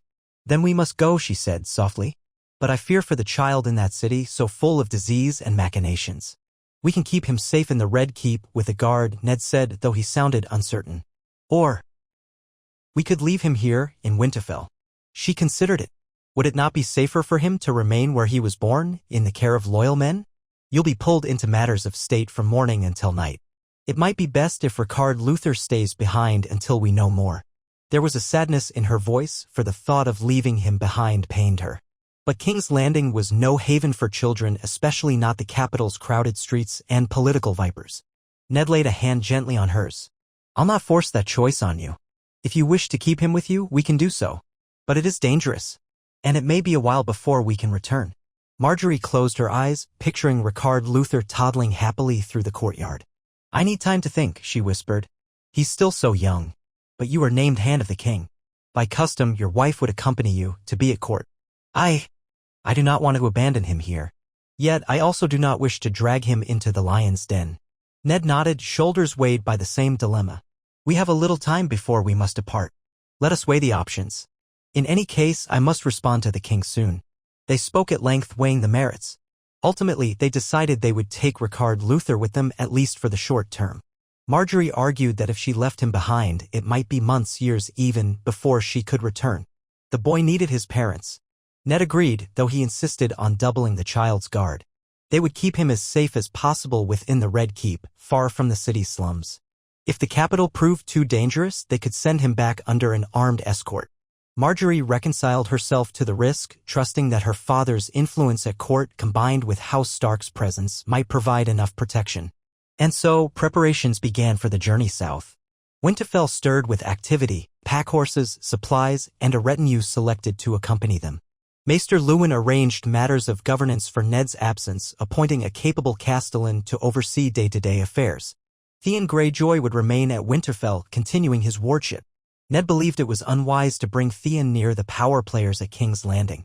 Young Rickard Luther, however, would be the most precious cargo. Margaery ensured they packed warm clothing for him. Though King's Landing was warmer, she did not want him unprepared for cooler nights. On the morning they set forth, the courtyard was filled with horses and wagons. Ned, wearing a simpler version of his lordly attire, helped Margaery up into a carriage that had been outfitted for her and the child. Rickard Luther, blinking in the early sun, sat secure in her arms. The staff gathered to bid them farewell, and once again, Winterfell's gates swung open to release a Stark-led procession. Margaery gazed back at the receding walls, feeling an ache in her chest. This was her home now more than Highgarden had ever been. She prayed that all would remain well here, that no shadows would creep in while they were gone. Ned rode beside the carriage, the wind brushing through his hair. "It will be a long road," he said, voice carrying over the clop of hooves. "But at the end of it, Robert awaits. A friend, I would like to think, though it's been years since we fought side by side." Margaery met his gaze through the window. "We will face whatever lies in King's Landing together," she promised. "That city has a way of testing alliances. But we are stronger for the bond we've forged here in the north." He nodded, thoughtful. And so they pressed on, the column winding south along the King's Road. Day by day, the air grew warmer, the scenery shifting. The nights they spent in small keeps or inns, receiving the curious stares of local folk who recognized the dire wolf banner and the lady with roses subtly embroidered into her cloak. Some still whispered over the improbable union of House Stark and House Tyrell, but they also recalled the rumors of Margaery's kindness, how the new Lady Stark had charmed the north. Weeks passed. They traversed the neck, that marshy stretch where crannogmen lurked in hidden huts. Margaery found it discomforting but marveled at the difference from the open fields she had once known in the Reach. The child coped as best he could, fussing at times but soothed by the rocking of the carriage and Margaery's lullabies. Finally, the air turned humid and thick with the sense of civilization. The roads widened, traffic increased. Entertainers, merchants, and travelers converged like rivers merging into one broad stream. King's Landing loomed ahead on the horizon, a sprawl of mismatched buildings ringed by massive walls. The Red Keep perched on the high bluffs above the Blackwater Bay, its towers and red stones dominating the skyline. Margaery glimpsed it from the carriage window, heart fluttering at the sight. She had been here before, once in childhood for a brief visit. Now she arrived as the wife of the king's new hand. The city's size was daunting, a sea of humanity living in cramped quarters behind those walls. The stench, wafting on the breeze, hit them before they even passed through the gates, a miasma of waste, smoke, fish from the docks, and unwashed bodies. Ned wrinkled his nose but said nothing, spurring his horse forward. The Stark soldiers closed ranks around the carriage, mindful of pickpockets and cut purses who haunted the city. As they rode through the gates and into the streets, the crowd parted to make way, some people gawking at the northern bannermen, others peering curiously at the carriage rumored to carry the Lady Stark. Margaery pulled the curtains aside, wanting to see the city despite the filth. Ricard Luther squirmed on her lap, gazing around at the shapes and noises with childish wonder. Drunken shouts, barking dogs, street vendors hawking wares, an overwhelming torrent of sensation. Margaery felt a jolt of worry but told herself this was temporary, that within the Red Keep's walls they would find more order and safety. At last, they entered the castle complex. Royal guards, clad in gold cloaks, stepped forward, acknowledging their arrival. A steward approached, bowing low to Ned. "Lord Stark, the king awaits you in his throne room," the man said. "Welcome to King's Landing. Your retinue shall be shown suitable quarters." He glanced at Margaery with polite deference. "My lady, your lodging has been prepared in Maegor's Holdfast near the Queen's chambers." Margaery thanked him softly, keeping her composure. She noticed the curious stares from a handful of courtiers who had gathered. Word was likely already buzzing through the castle that the new hand had arrived with his beautiful southern-born wife and their child. Gossip would flow like wine here. She had to be ready. Ned turned to her. "I'll need to attend Robert at once. Are you comfortable seeing yourself and the child to our rooms? Jory and the others will accompany you." She nodded, lifting her chin. "Of course. We will settle in. Go to the king, he's waited long enough." He offered a faint, reassuring smile. Then he dismounted and strode away with the steward, heading for the throne room. Margaery directed the carriage onward. Guards flanked them, leading them up a ramp toward an inner courtyard. Tiers of walls and towers rose around them, a maze of redstone. Servants bustled, lines of laundry hung from certain windows, and behind every corner lurked the watchful eyes of courtiers eager to glean new secrets. They finally reached a grand doorway where a cluster of servants stood ready. One stepped forward to open the carriage door, offering a hand to help Margaery down. She emerged, cradling Ricard Luther. Her black and gold cloak, northern gray wool embroidered with subtle golden roses, fell around her shoulders. A hush fell among those gathered as many stared to see the famed southern beauty now styled as Lady Stark. If the city had expected some grim, austere northern wife to match Ned Stark's reputation, the found themselves surprised by Margaery's poise and warmth. She nodded to the majordomo, who introduced himself. "My lady," he said. "I am Bellman, appointed to manage certain household matters. If you and the young lord will follow me, I'll show you your chambers." Margaery gathered her skirts, lifting them slightly to avoid the grime of the courtyard. "Lead on, Bellman." They entered the keep, climbing a winding flight of steps, passing richly decorated corridors with marble floors and tapestries. Already, Margaery noted the difference. King's Landing exuded a sense of cluttered opulence, a far cry from Winterfell's austere halls. Fewer open hearths, more torches and braziers to ward off the damp. And around every turn, more eyes, guards, pages, minor courtiers, gauging the new arrivals. She kept her head high, face composed. Ricard Luther clung to her, resting his head on her shoulder as she walked. Finally, they reached the suite designated for the Hand's family. Spacious rooms with high windows overlooking the city, though a haze of smog hung over the rooftops. Furnishings were rich if slightly worn, the draperies thick with red and gold trimmings that hinted at a Lannister influence. Margaery thanked Bellman, who bowed and withdrew. She set Ricard Luther down on a cushioned seat, letting him move about. He tottered on unsteady feet, peering at the unfamiliar surroundings. She sank into a chair, exhaling. So it began. A new chapter in King's Landing, where ambition and intrigue thrived. She wondered how she would navigate it. Then she straightened, reminding herself that she was not alone. Ned Stark was the hand, and she was no naive girl. She had been raised in Highgarden's courts, taught by Lady Olenna, shaped further by her experiences in the north. She would meet the challenges here as best she could, for her son, for her husband, and for the future of both House Stark and the realm. So she rose, smoothed her cloak, and prepared herself to face the labyrinth of King's Landing. The city might be a den of lions and serpents, but Margaery Tyrell Stark knew how to smile and find the safest path among the thorns. She would show them all that a rose, especially one nurtured by northern steel, could survive and flourish in even the most treacherous soil. And if she succeeded, perhaps she and Ned would protect not only their son but also secure a legacy that bound the North and the Reach in a union that could steer the Seven Kingdoms to a better tomorrow.